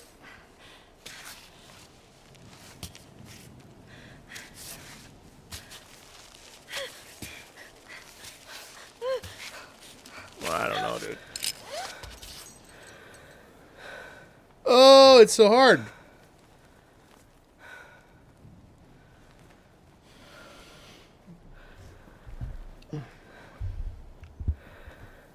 Usually Patreon, but I am planning a 40K episode at some point. So if you want to wait, oh, that's whack. If you want to wait, you can just wait for the community post, which will inevitably happen. I'm probably film that in the next month or so. But we just listened to a Warhammer episode music today, so I mean, there's always the Patreon if you want to become a supporter that way. It's up to you, of course.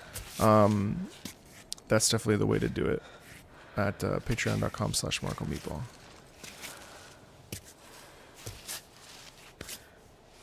Here, there we go. Okay, and then here.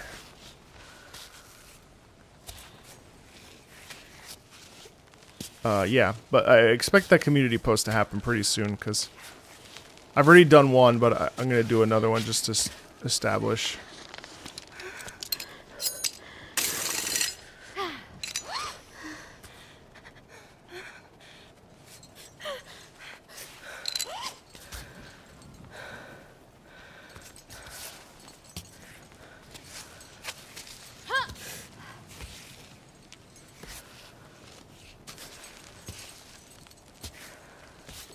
Okay.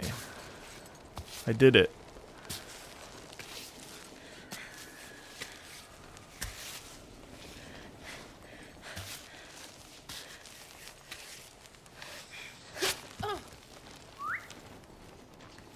Okay. Plastic bag. Alright. What's this? Gabriel, I'm progressing more slowly in my mountaineering skills. My search is just fruitless. Yeah, I know.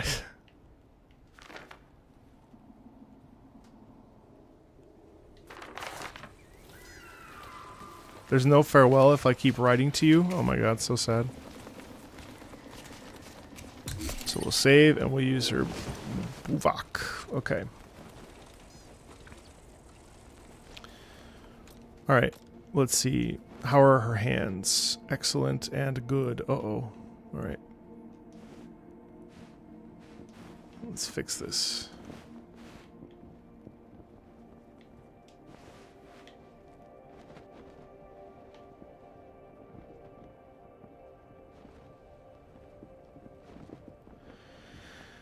Okay.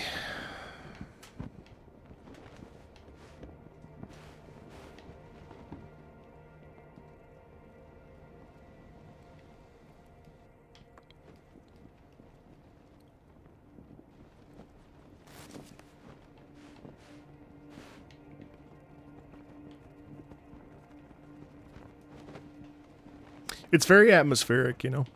Ultimately, it's like a very like, it's a game about like self-discovery. I think I quite like the themes. Whether or not I finish it, you know, I don't know. I'd like to, but I don't know if I have the patience just yet. Collect chalk. Okay. I don't have any more water. That's very bad. Very, very, very, very bad.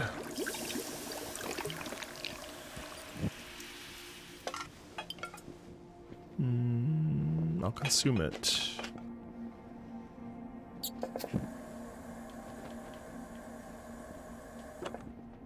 Okay.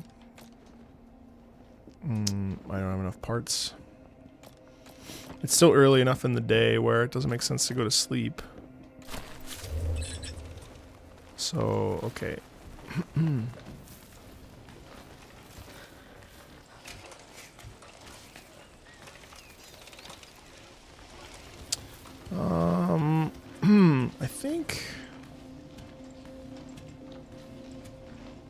I think in reality I will go this way.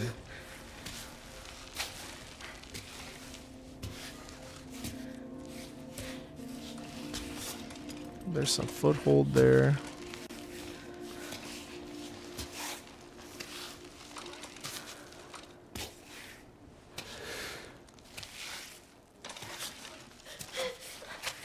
No, fuck. She's dead.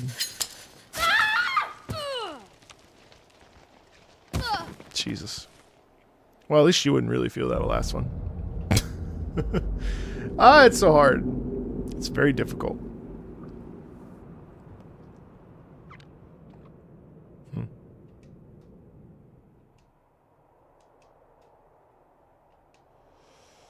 I just don't fully understand the process there. Like it's not super straightforward what to do.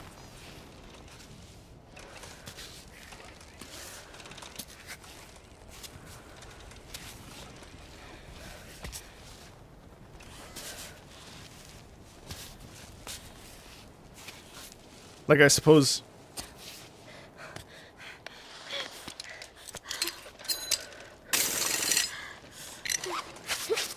ooh, nice catch.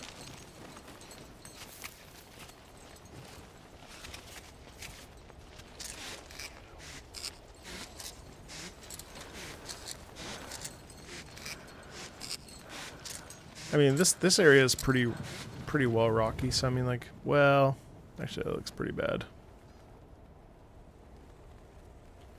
What I should do is go to the